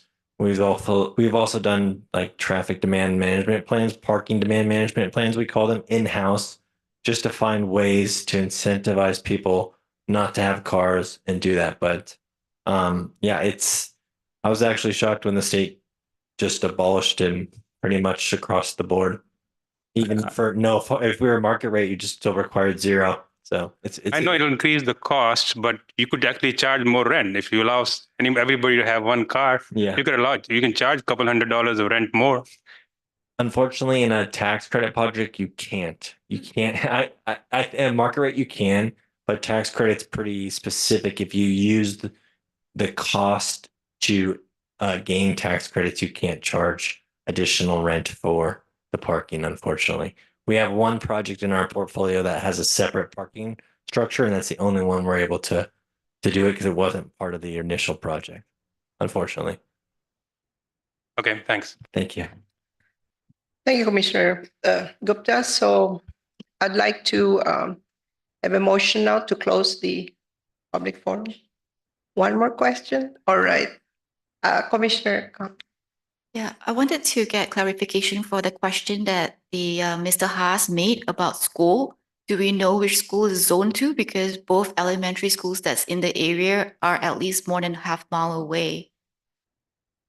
So, do you know yet? Closest school would be the De Los Lagos Park, and that would be the Maple Meadows Elementary School, which is I just look at the map, it's definitely closer to like 1 mile than maybe half a mile. Yeah. Yeah. So a short 15-20 minute walk in the morning. And there is a railroad track behind the building. Yeah, so you would cross, you would go north on South Main to Great Mill Parkway, where you'd walk past Trader Joe's, and you'd walk your way down McCandless Drive, and that would bring you right to the school in the park. So again, a relatively short walk in our generally nice sunny California weather. I have a If I question could- for Avery. If I could add a little bit more information to that, I just pulled up the Milpitas Unified School District map, and it is in the Zanker Elementary School District. That would appear to be perhaps a little bit of an easier walk, 13, 14-minute walk, which I just looked up. And we also have Milpitas Smart, which provides on-demand rideshare. If for elementary schools, maybe some of the students might be on the young side. The parent can also go with the student. But older elementary students, actually, no, it would be middle school. But yeah, so that's another option as well, just to share that. Thank you, Planning Director. I would want to ask Avery with that comment. Is it possible to incorporate it within these projects that, like what I mentioned about having a shuttle for the kids and the parents? Because there are kids that might not be comfortable first in going to school the first day, but maybe have like a bus type, a school bus type, just for the project, and then bring them to school. Maybe we can incorporate that or something. Thank you for the question. I would say generally that, again, that's outside of the scope of the Planning Commission's review of the project in front of you this evening. Operationally, the applicant could consider those things, but again, we have public infrastructure and the ability to walk, bike, and drive to two relatively close schools that would provide access to education for the potential number of students. And the applicant is in contact with the school board head for the Milpitas Unified. So they'll be in conversations about what the potential student population will be of this building in terms of like the population of people that will potentially live there, that will help them begin to understand what that might look like in terms of added student population to that elementary school. So they'll be able to communicate, down the road as they go through the rest of entitlement and through construction and then through, opening up for occupancy, what that would look like to work with the school system on how they safely get students to and from their home and school. Thank you. Thank you. Chair, I have a question, Avery. Yeah, is there any empty lot across the street? Maybe the applicant might consider parking. There are no vacant lots across the street. The Alara Apartments to the west, Union Pacific, and then the Turing Building to the south. There is a child care center. There is a to be new 1316 South Main Street. There are no currently vacant parcels within a 300-foot distance that the city would be able to look at as far as like a shared parking agreement Yeah, sure. or like a separate parking structure. No, there are none at the time at this. In Trader Joe, you can share parking. So again, because the state law doesn't require there to be any parking, there's no mechanism that the city's municipal code has to facilitate any kind of shared parking agreements. That would be something they'd have to seek privately with a neighboring apartment building if they have a surplus of parking, for example, or a neighboring business or other tenants if there's available parking. But thank you for the question. I think maybe 300 or 400 feet south, there's a shopping strip there. It's a couple of restaurants and quite a big parking lot. I may be slightly off in terms of the distance, but further south from this, there may be an opportunity there to have some kind of agreement to park because most of the time that the whole parking lot is empty. Certainly, yeah. Outside of the entitlement, the applicant can certainly work with private landowners to establish a shared parking agreement or an off-site parking program or passes to make available to the residents. I think that's been well received and heard by them this evening. That's something that they can work on separately from and apart from the application in front of us this evening. Yeah, if I could add, we can encourage the applicant to pursue those things, but we cannot, per state law, require a minimum parking amount. And I would say the things that we're talking about, such as shared parking or transportation demand management measures, like shuttles and things like that, we typically require those either to reduce the vehicle miles traveled impact for CEQA purposes, environmental analysis, or if there is deficient parking to justify allowing for that deficient parking. In this situation, because of the state basically not allowing us to establish any minimums, we don't have a mechanism, as Acting Senior Planner Stark mentioned, to require a TDM or shared parking. But we could certainly encourage it, and I think that was heard. But isn't that perhaps a safety issue when you have kids going to school? And it's not easy to walk in that area. There's a lot of traffic, not easy to cross, the street. I think it's a safety issue. So even though from a safety point of view, I think we can question the state law because state law said, unless there is a safety issue, otherwise we cannot challenge.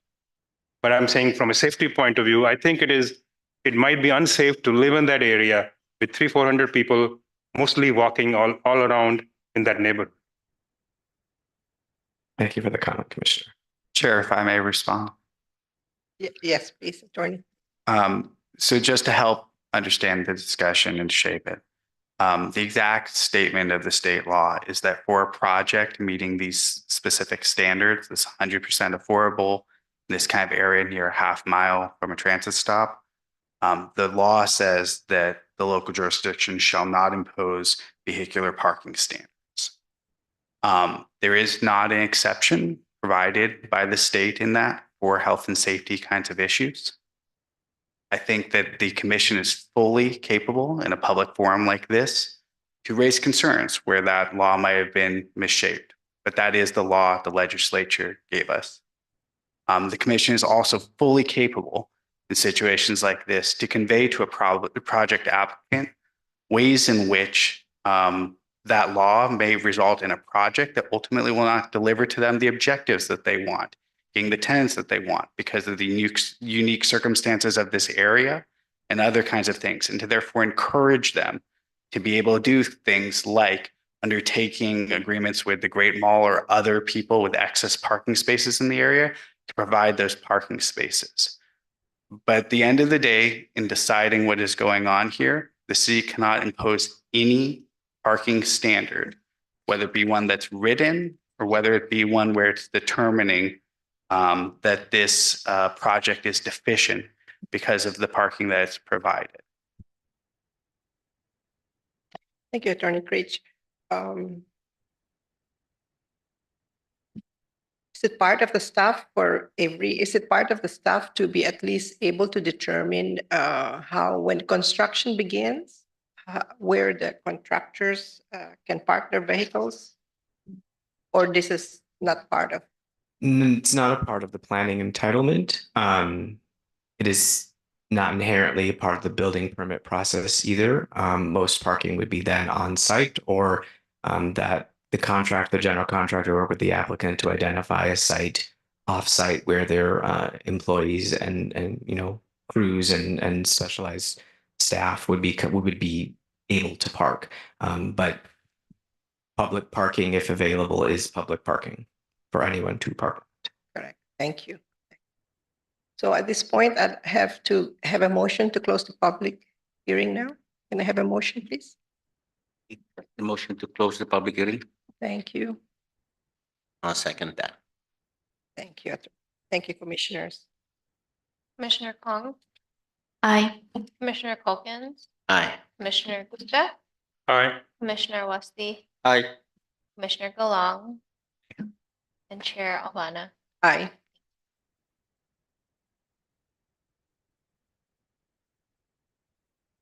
Would there be any?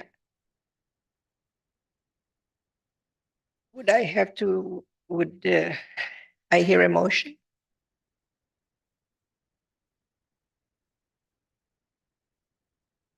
And there'll be a motion with still raising the concern, maybe for the city council. We are concerned about the parking issue. If they can address it, based on that, I can make a motion to approve. Attorney? So you can approve the project. You can also provide recommendations for ways in which the applicant may consider improving their project and give that to the city council, not as a condition of approval. So for instance, if you wanted to point out that the applicant should consider exploring parking agreements and other ways to provide additional parking and encourage them to do so for the betterment of the community and this area, you can certainly have that recommendation apart from the approval, and that encouragement can be part of that record. Okay, that's exactly what I want to do. So that's how do we how do you frame the motion? Can you do it for us? So the motion would be the motion as stated on the screen, and then would be with a recommendation that the applicant explore all available opportunities to provide alternative sources of parking, including parking agreements with other nearby entities. Okay, with that, I make a motion to approve the project. Do I have a second, please? You have to read it. Adopt resolution number 24. Okay. Recommend adopt resolution number 24-011, recommending that the city council approve site development permit SD 22-0015, density bonus DB 23-0011, and environmental assessment number EA 23-0015, based on the findings and subject to the conditions of approval attached hereto and incorporated herein as Exhibit 1, the CEQA exemption memorandum attached hereto as Exhibit 2, and the CEQA exemption supporting technical studies attached hereto Exhibit 3. And then, as I understand, with a recommendation that the applicant explore all available opportunities to increase parking for the site, including agreements with other local nearby parking entities. Do I need to repeat that or it's okay? No, you can adopt what I just said. I second. Sub- Ms. Medina, roll call, please. Commissioner Kong, I, Commissioner Colkins, I without the adoption.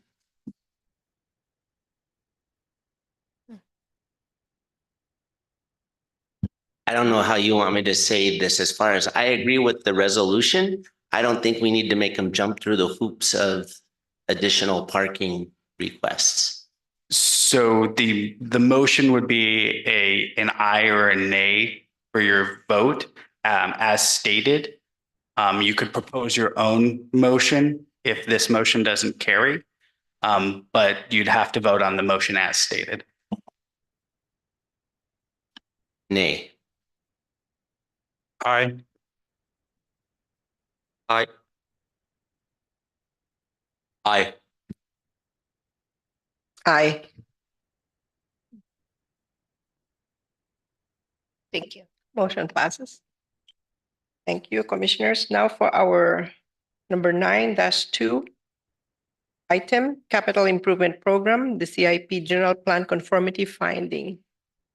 We will have our staff, Michael Siberia from Public Works, to present to us. Good evening. Good evening, commissioners.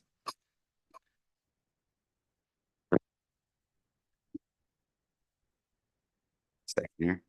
Oh, perfect. All right. My name is Michael Sfer, the city engineer. Purpose of tonight's presentation is for the Planning Commission to review the proposed 2025-29 capital improvement program and to make the findings that the program is in conformance with the adopted general plan. Next slide, please. Tonight's agenda, I will start off with the overview of the proposed capital improvement program. Take a look at how the program is in conformance with the adopted general plan, and then conclude with a recommendation. Slide. Let me provide you an overview of the program. Next slide. Here is the calendar and process that the capital improvement goes through. The proposed 5-year capital budget was presented to the City Council at the study session on February 22nd. On March 11th, the Park section was presented to the Parks and Recreation and Cultural Resources Commission. Tonight, I will demonstrate how the proposed CIP is in conformance with the city's general plan, and then staff will return to City Council on April 16th for consideration and adoption of the 5-year CIP. Slide, please. Before I present the capital budget, let me explain the core foundation of the CIP. The program is a comprehensive 5-year budgeting and planning tool for the infrastructure needs and which is updated annually. The document includes capital budgets for new and existing infrastructure. It outlines the improvements, associated expenditures, and their funding sources, and anticipated project schedules. The document is organized into 6 categories: community, parks, streets, water, sewer, and storm drain improvements. Only the funding requests in the first year are allocated, which is effective the 1st of July. Projects in the subsequent 4 years may be partially funded based on projected available funding or not funded at all. Next slide, please.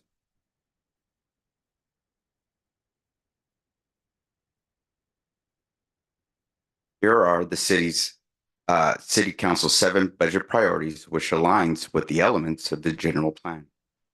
The CIP is in conformance with these priorities. Next slide, please. Funding prioritization process. Scope and funding changes to existing projects and new projects requested by departments are reviewed and prioritized by the engineering department and finance department for conformance with council priorities, available funding and resources. Criteria for evaluating funding requests are listed here on this slide. Once we establish a list of funding requests, we'll review it with the city manager's office, and then we'll bring recommendations to the City Council for consideration and approval of the capital budget. Slide, please. The proposed 5-year budget consists of 49 projects for an estimated budget amount of nearly $243 million. The chart to the right is a breakdown of estimated costs with the associated number of projects for each category. The value of city infrastructure needing funding over the last 4 years of the budget is estimated at $58 million. Slide, please. Here is a summary of the proposed funding allocations for each category in fiscal year 24-25, which will be available starting July 1st. Staff is recommending funding 47 projects for an estimated amount of $36.1 million. Majority of the funding will be allocated to projects, community, streets, water, and sewer categories. Slide, please. The next 6 slides, I'll present the 47 projects that are being recommended to be funded this coming fiscal year.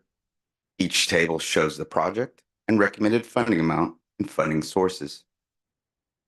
The next few slides are the 17 projects proposed to be funded in the community category. Here is a list of the proposed funding for existing projects.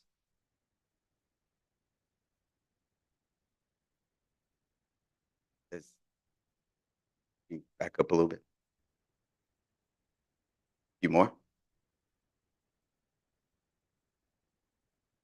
With that, thank you. So majority of these projects are for the upkeep of existing infrastructure. As you reviewed this list, I would like to highlight a few projects. Majority of the funding for the city building improvements projects will fund the enhancement and expansion of the men's and females locker room in the police department.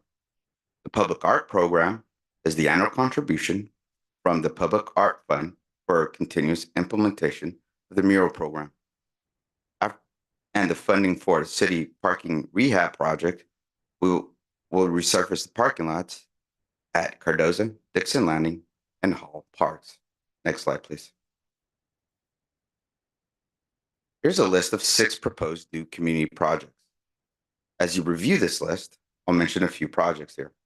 The impact fee study and sense of place plan for Gateway Main Street specific plan will be funded by a PDA grant that was secured by the planning department.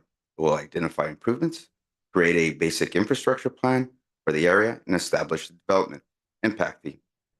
Staff is recommending to fund the replacement of the air handlers at City Hall and the roof at Community Center, which has exceeded their service life. Funding for City Hall fountain and landscape renovation projects will provide for preliminary designs for restoring the landscaping and converting the fountain, pond, and waterfall to a more usable space within the campus. Next slide, please.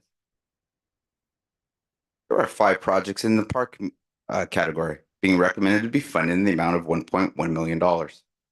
2 of these projects are for the upkeep of the city's park infrastructure, and the last 2 projects listed will be added to the CIP.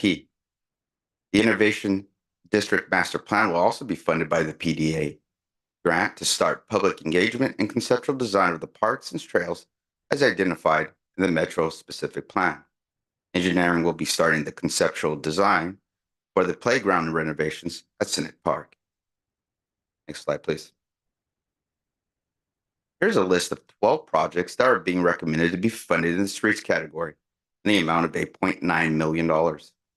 8 projects are dedicated for the upkeep of the existing infrastructure, and 2 projects will be added to the section. They reviewed this list, I'll mention a few.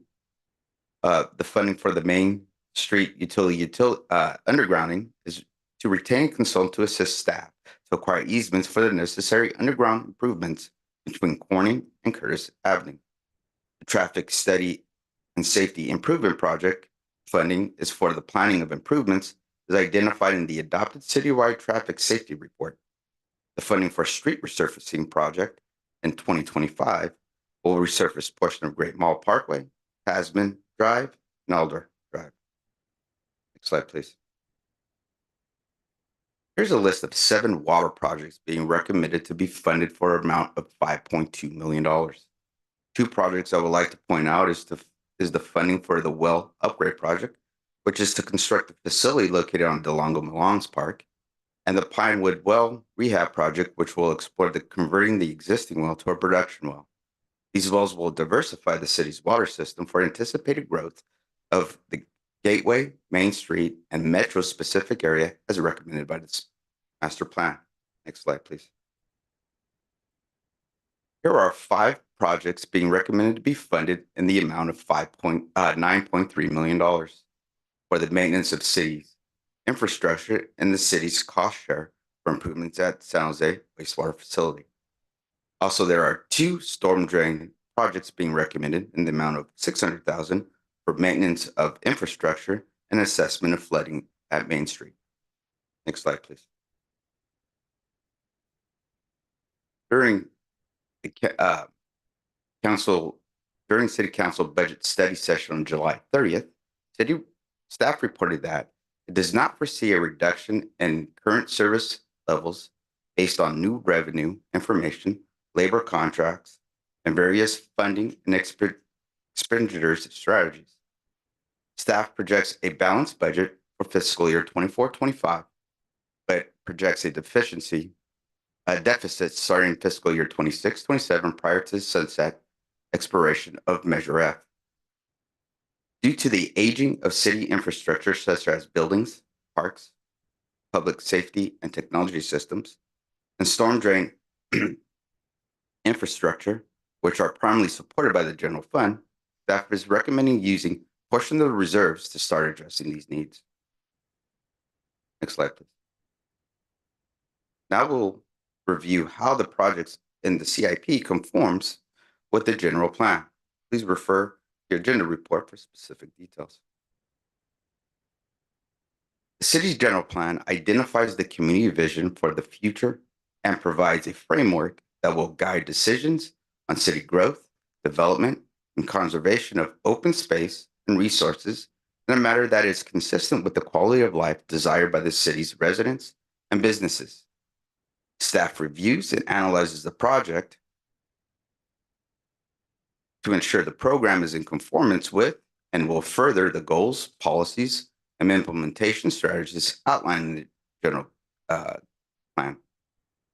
In accordance with California Government Code Section 65401, it requires the Planning Commission to review and report to City Council as to the conformity of the proposed capital improvement program with the adopted general plan.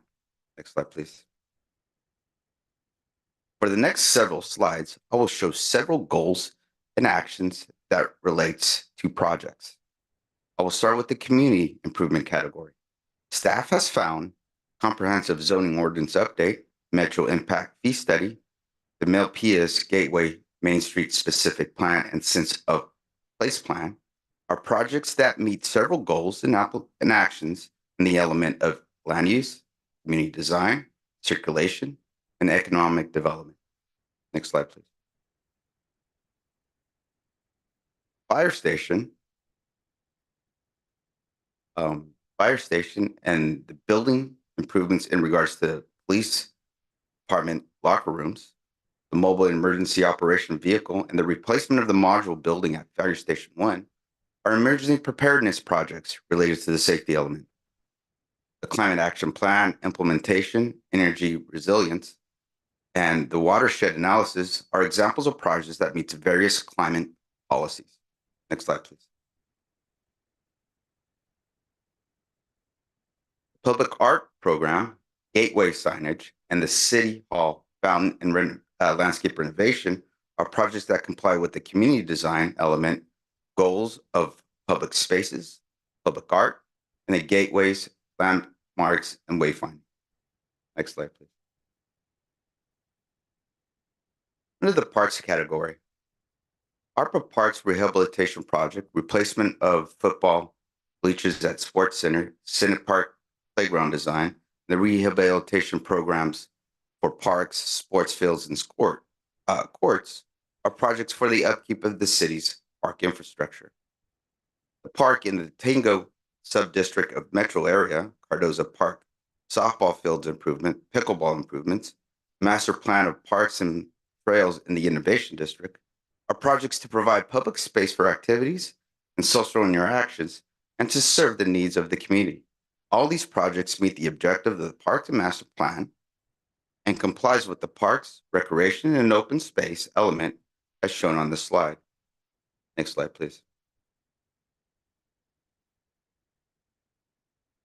In the streets improvement category, majority of the projects combine with the main principle of the circulation element, which is to reduce reliance on automobiles by providing and emphasizing the use of non-vehicular mode of transportation. Projects such as the bridge at South Milpitas Boulevard, bicycle improvement project, pedestrian overcrossing bridge at Montague Expressway will enhance safety, improve network connectivity, facilitate bicycling and walking between communities. The traffic safety assessment and improvements are projects that identify and implement improvements for traffic calming. The project there below, the bicycle and pedestrian outreach project, supports educational programs. Next slide, please. The CIP includes several programs and annual projects to ensure the city transportation infrastructure is maintained for pedestrian, bicyclists, and motorists. ADA curb ramp upgrades, sidewalk repairs, street pavement restriping, signal intersection improvements, and the annual street resurfacing project are projects that meet goals and actions of the circulation and safety element. Next slide, please. The projects on the next few slides are in the water, sewer, and storm drain category, which complies with the utility service element. Under the water category, the recycled water distribution and water conservation program are projects to reduce use of potable water and to ensure the city is consistent with the current management practices in the city's policy. The Pinewood Well Rehab project and well upgrade and the Metro Reservoir and Pump Station are projects to provide adequate public water safety for existing and future needs and maintain groundwater wells as a water source for the city. Next slide, please. Water meter testing and leak detection and infrastructure condition assessment are programs to monitor the city's water system. To ensure the safe drinking water and fire flow standards are met, the CIP includes several projects such as hydrant replacement, reservoir cleaning, cross-connection control inspection, replacement of assets, and fire flow improvements. Next slide, please. Under the sewer category, sewer pump station rehab program, minor sewer projects, sanitary inspection pipeline improvements, and forced main A projects are projects to maintain the city's sewage collection system for existing and future growth, ensure public safety, and increase the lifespan of the system. Next slide, please. In the storm drain category, here are 4 projects to provide adequate levels of services to prevent flooding within the city's drainage system. Next slide, please. In conclusion, the capital improvement program outlines a 5-year program for a variety of public improvement projects. It includes associate scheduling, financing, and related details.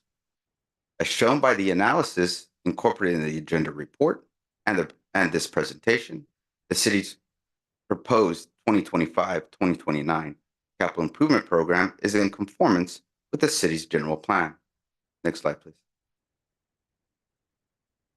Tonight, our recommendation to the Planning Commission is to open and close the public hearing and adopt resolution number 24-014, finding the proposed 2025-2029 capital improvement program is in conformance with the City of Milpitas general plan. This concludes the presentation, and I'll be happy to answer any questions. Thank you. Thank you, Mr. Silveria. Would there be any questions? Commissioner Calkins, please. Is there an easy place to find out the specifics on the projects that are, in here? You were showing like the project and what the number was, and it just gives a brief. Yes, there is a book that we do, a CIP document that should have been provided part of the agenda report. It's roughly 500 pages, pretty detailed. Hence the reason for the question, an easy place to find those.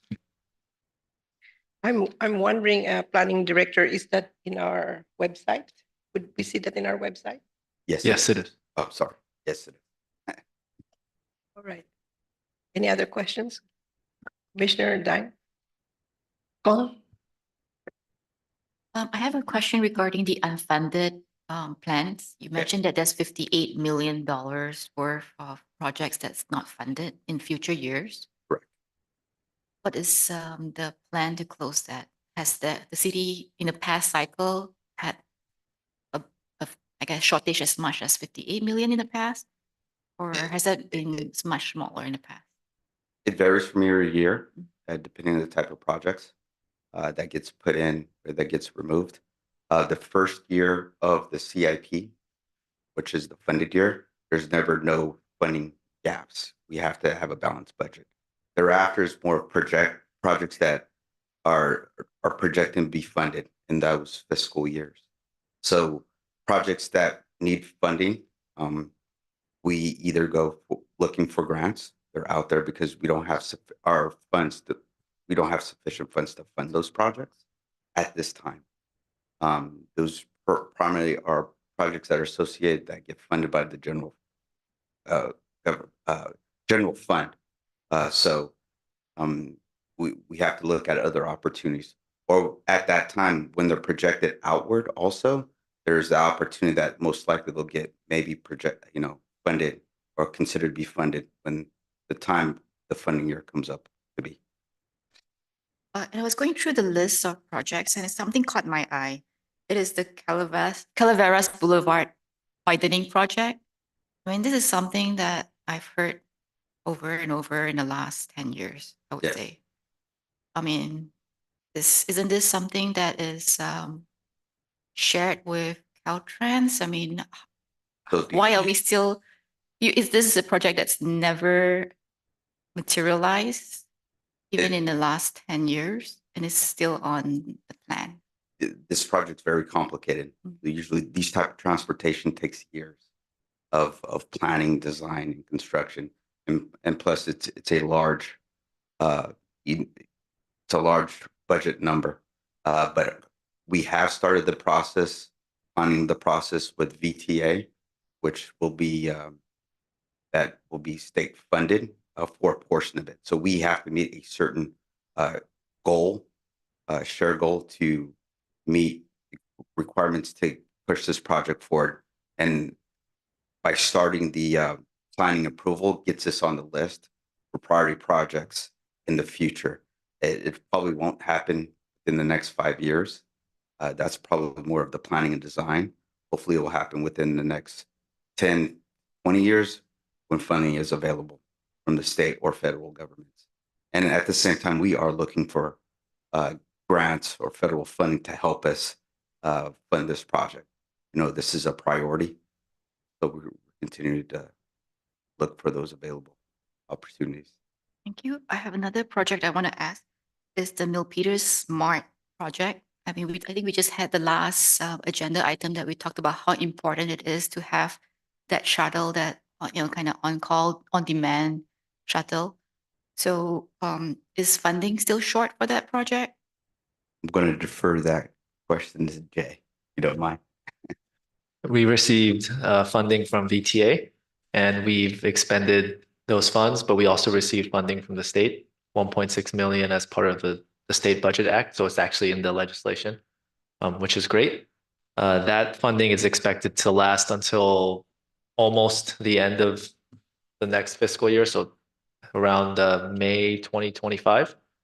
Currently the operations exceed the revenue that we generate from fares because they're fairly low. So we'll constantly have to seek external funding sources. A lot of those would be grants, additional grants, which we've applied for, and there are more that we could apply for. There are other ways, potentially collecting developer impact fees as as the planning commission reviews projects and makes decisions, that these are things that we could ask of developers. Yeah, I think your suggestion on having an impact fee that helps to fund the smart within the metro area is a very good one. Thank you. Thank you, Commissioner Hong. Any other questions? Commissioner Gallo? Yes, with regards to the budget in resurfacing streets, I've seen some widening.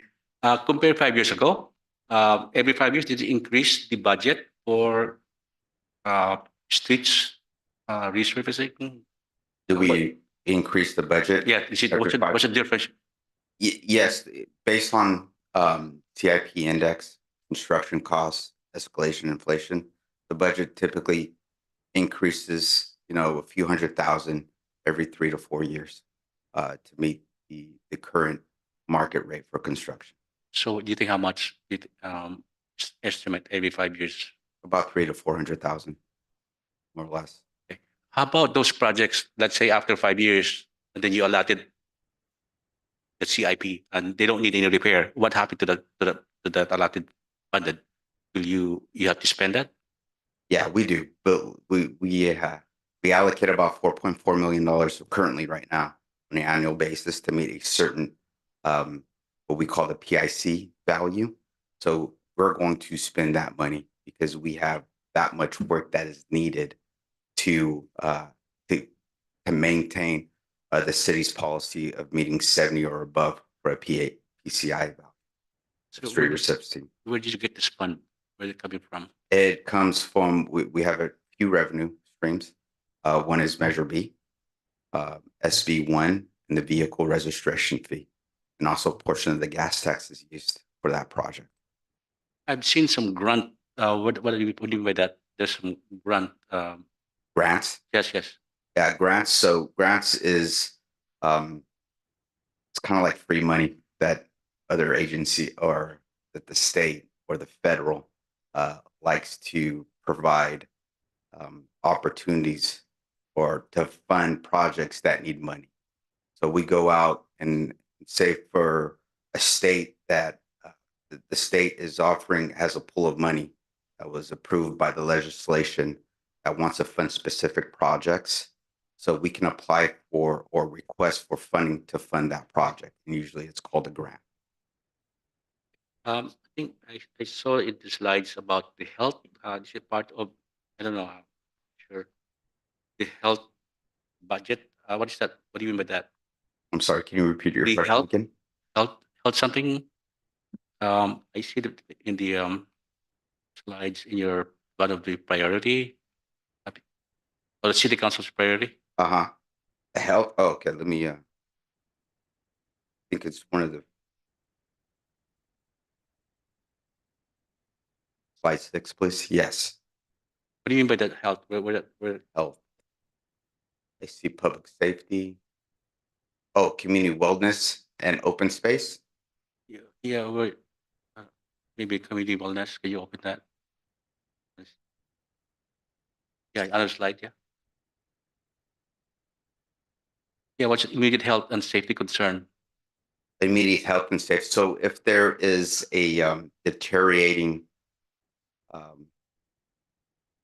asset that the city has and it needs immediate, and it's a health concern or a safety concern, that's what we mean by, we're going to dedicate funds to fixing that deficiency or that immediate health and safety concern.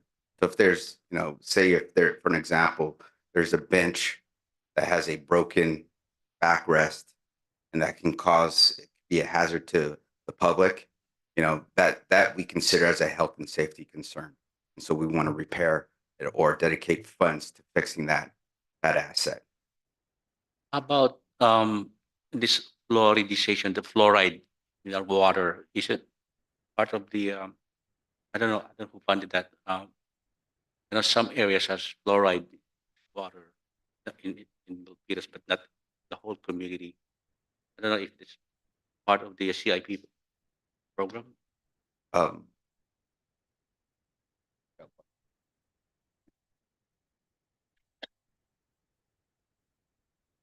Good evening. Thank you for the question, Commissioner Christian Director, Director of Public Works.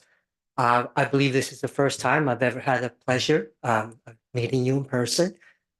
We don't fluoridate. Fluoridated water is provided to us by either one of our two wholesalers, so either Valley Water or SFPUC. So it depends. The areas are split between the wholesalers, and it depends which area receives water from which. Are we getting Fluoridation is a requirement. The whole Yes. community now? Yes, Oh, thank you. Okay. but thank it's you. not part of our proactive CIP. Okay, I have Thank some you. questions. Yes, Unless you want to go. Commissioner Gupta. Go Okay, ahead. thank you. So all these numbers in terms of cost for various projects, are these your cost estimates, or they're based on some quotes you got from some vendors or some contractors? A little bit of both. We do our estimating best that we can, but it probably derive on a few things when it's the planning phase. We'll probably have a really rough high estimate until we get into the design phase, which then we start to look at, start to fully understand how much a project will cost. And typically the projects or the estimates that we have are estimated. Then some of the projects are kind of reoccurring for maintenance projects. So there's pretty much a spending trend that we know, and that's what we'll program in. So for those more reoccurring projects. I see. Okay. Okay, one other question.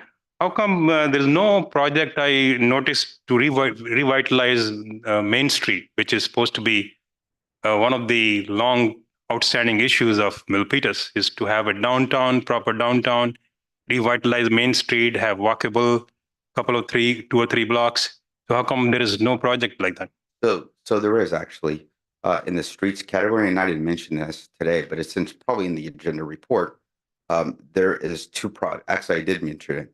There's two projects: the Main Street utility undergrounding, which is to underground the overhead wires between Corning and Curtis, and another project is the decorative street lighting that we would like to install from Harlow all the way to the Great Mall Parkway. So we're looking to both of those projects have no funding at this moment. And we're looking for grant funding perhaps to fund those projects. They are a very large dollar sign. But what will probably also help fund those projects is the conclusion of the specific plan for the area and have a developer impact fee. Okay, I guess that covers part of the issue. I mean, you're making some improvements, but nowhere near the final goal of, there are lots of businesses there which are not suitable for a downtown. And so it's a very long-term project. It's probably not easy problem to solve. At right now, no. But I do know Jay was able to get a grant fund to start looking at the basic infrastructure, develop a conceptual plan, and which will be part of the specific plan, if I'm not mistaken. Yeah, I could expand. The specific plan is seeking to facilitate redevelopment, and through redevelopment, we can collect impact fees, and we can put that money into improvements on Main Street. Of course, the redevelopment process in revitalizing a neighborhood takes some time. And as Mr. Silvera mentioned, we also receive funding for an impact fee study. We are going to think of a detailed streetscape plan to actually think of how to improve the streetscape elements on Main Street, but also the impact fee study will allow us to have an appropriate number to assess the fee from development as it occurs. So development has to occur, and then we can collect fees to then put into the neighborhood. But there are also the other capital projects where we can do that outside of the development impact fee. So we're trying to address it from multiple angles, but it is a challenge. Yeah. Okay. One other question. If I remember, there were in the newsletter, Milpitas newsletter, there were nine parks, I believe, which were upgraded, revitalized, or upgraded due to some infrastructure improvement funding you got from the federal government. And I guess there are only a couple of more parks besides those nine in Milpitas. So how come we are now still going for so much more funding for improvement of parks? Because our infrastructure is that large and an aging, so we do need additional money for the parks infrastructure. But you just got them done. I mean, there were 9 parks which were upgraded. That was a very small portion of what we needed to do. So right now we just finished 9 parks for upgrading playgrounds or fixing deficiencies. We're going to city council next week or next 2 weeks to award the second phase of that project, which will touch actually 13 parks. But that's still more health and immediate safety or short-term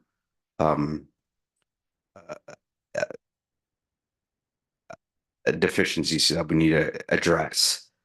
In the master plan of parks that we did a few years ago, it actually identified a need of roughly $70 million to really renovate the park system to where we desire. So the money that we got from the federal is going to help a little bit to meet our immediate health and safety concerns, but taking a park that we feel that is really aging is going to take some more money to do. And it's a long-term investment. I think the plan is over a 20-year plan. Okay. One last question. These cost estimates, are these in your mind conservative, or they're realistic, or they had some extra room in there in case prices go up due to inflation and other things? Yeah, we do conservative estimates because we're planning them, until we get to that design year or that construction year. We want to be sure that we take in consideration of any inflation that might happen or any additional costs. We're always bumping them up to making sure that we're covered. Yeah. Okay. And if there's a savings, then there's another project about to get funded. Because these numbers, they look high to me because I know, government projects maybe cost more money, but they look high to me being, because I was in our HOA, I was president for a few years, and I could, when we got quotes for, let's say, resurfacing our 1 mile long road and many other infrastructure improvements we made, there could be almost 3-to-1 or 4-to-1 difference between different quotes. And if you really get at it and try to optimize, sometimes just taking 3 quotes may not be enough. So the point is that perhaps as an individual private citizen, is maybe easier to do these projects, some of these projects, which are relatively smaller in nature than what you're talking about. But I'm just trying to see if these costs are optimized, or because they seemed high to me, resurfacing or revising a roof is like $500,000, or all numbers were in millions, Yeah. And so that's just a comment. What's also included in the cost estimates when we provide cost estimates, it also includes staff time, consultants' time, all the miscellaneous. It doesn't just include just the construction of that asset. So that's why it might seem a little bit higher, but we're including all-in pricing. And also, we are required by the state to provide prevailing wages. So that also, increases the cost of a project. Yeah. Okay. Thank you. No more questions. Welcome. Thank you, Commissioner Gupta. I have a quick question. So we see that, the budget that you've created is in conformity with the general plan. If it somehow goes beyond that, how would, maybe I'm sure you would consider, or you take care of that budget? I'm not sure I quite understand your the question. question. Yeah, sorry. I just see that was a budget that you projected, right? Correct. And then if it falls short, then you kind of find funding for that. Correct. But it's in conformity with the general plan. Correct. And I thank you for being able to put that together. Yes. That- So that's it. so just remember that the first year is always the funded year that we allocate monies toward.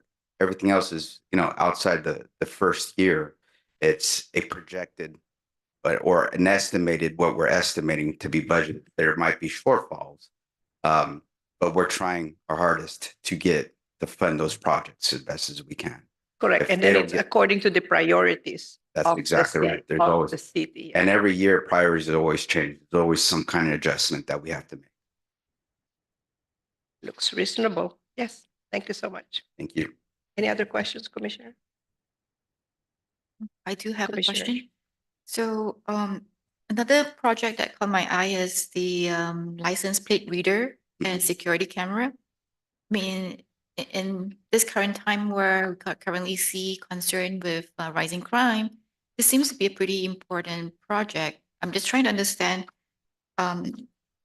how City Hall fountain and landscape renovation is funded, but not something that affects security for the city. Just a prioritization question. Prices. Okay. That project is run by police, so they prioritize where they want to put the cameras. There's a lot of projects that come in that we have to kind of figure out what's the appropriate prioritization. And we're kind of trying to spread the monies around appropriately. The camera program is funded by grants through the police department. So they found ways to fund that without using other restricted funds. So that project is a priority, but it's funded by different means. And that doesn't touch what we call the general fund money, that we can dedicate that money to other priorities, such as the fountain restoration project that we would like to see here in the near future. And then I think of another comment that you made earlier about Measure F. You did mention that it's going to sunset towards the end of the CIP cycle. So what type of projects does Measure F currently funds? Is it more of the community projects, or what categories does Measure F touch? The Measure F is funds. It's really kind of a pool of taxes that could fund public safety, parks, technology projects. I believe some kind of more infrastructure needs for the city. And there's a committee that allocates those funds accordingly. Through that committee, that's how that funding gets allocated to. Okay, thank you. Welcome. Thank you. Thank you, Commissioner Kong. Any other questions? We don't have any comments from. No speaker cards for this item. They make a motion. Make a motion to close the public hearing. Yeah, I'd like to make a motion to close the public hearing. I'll second. Commissioner Kong, Aye. Commissioner Culkins, Aye. Commissioner Gupta, Aye. Commissioner Wesley, Aye. Commissioner Galang, Aye. and Chair Albana. Aye.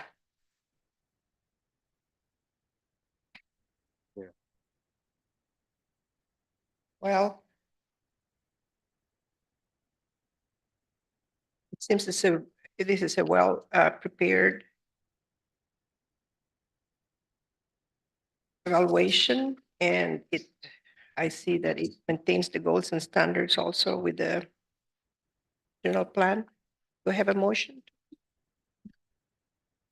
Can I make a motion? Go ahead. Yeah, I'd like to make a motion. Thank you, sir, for your time. to adopt resolution number 24-014, finding the proposed 2025-2029 capital improvement program is in conformance with the City of Milpitas General Plan. I second that. Thank you, commissioners. Roll call. Medina. Commissioner Hong, Aye. Commissioner Calkins, Aye. Commissioner Gupta, Aye. Commissioner Awasti, Aye. Commissioner Galang, Aye. and Chair Albana. Aye. Thank you. Thank you, Chair, I commissioners. I have a question. Can I ask? a question?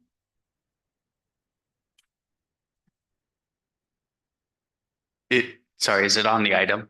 It's not on the item, but it's about what Planning Director Jay mentioned earlier about considering impact fees for future developers to fund the Milpitas Smart program.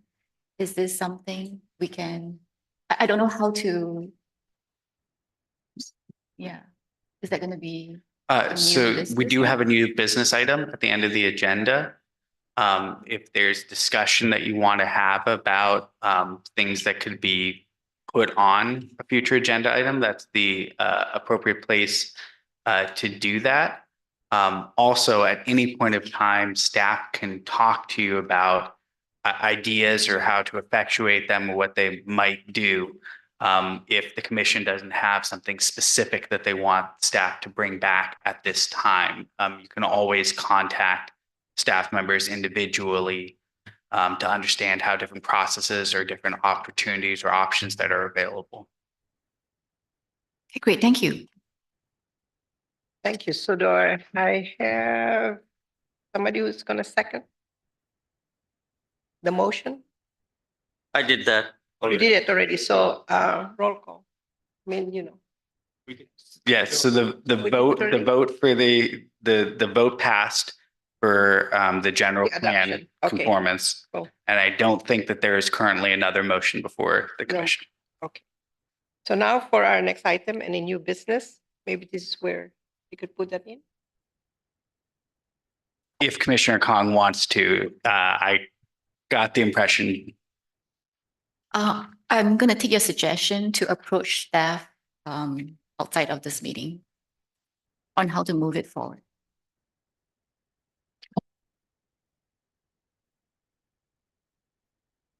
Yeah, I have a new business question. Just because of all the questions we had about parking, with this, to maybe have staff reiterate to us like what the state law is for some of the parking regulations around that, and or see if there's a way Milpitas can create some parking structure or something. I don't know what that looks like, but you know, in areas where we're going to do the high density housing, something to help accommodate the residents. And so what I'd encourage is that commissioners are always able to contact staff through Jay, through Ms. Medina, to be able to ask about briefings on specific topics, and those can be accommodated in ways that comply with the Brown Act. And that those are absolutely the kinds of things that you can reach out through the staff liaisons to get briefings as you need them. And I will also say, I can take part in those briefings too. Any member of staff that's necessary to be able to inform the commission. Yes, and of course, we can also call Planning Director Jay here anytime. So for the next item, new business, no items then, let me read this declaration. Any person aggrieved by any final decision of any board, commission, or department head of the City of Milpitas may appeal the decision to the City Council by filing a written notice of the appeal with the city clerk within 12 calendar days of the date of said decision and paying the required fees. This time limit shall be strictly enforced. Do I have a motion for adjournment? I'll make a motion, we adjourn. I second. Thank you, commissioners. Vote. Commissioner Kong, Aye. Commissioner Calkins, Aye. Commissioner Gupta, Aye. Commissioner Awasti, Aye. Commissioner Galang, Aye. and Chair Albana. Aye. Thank The you. meeting's adjourned.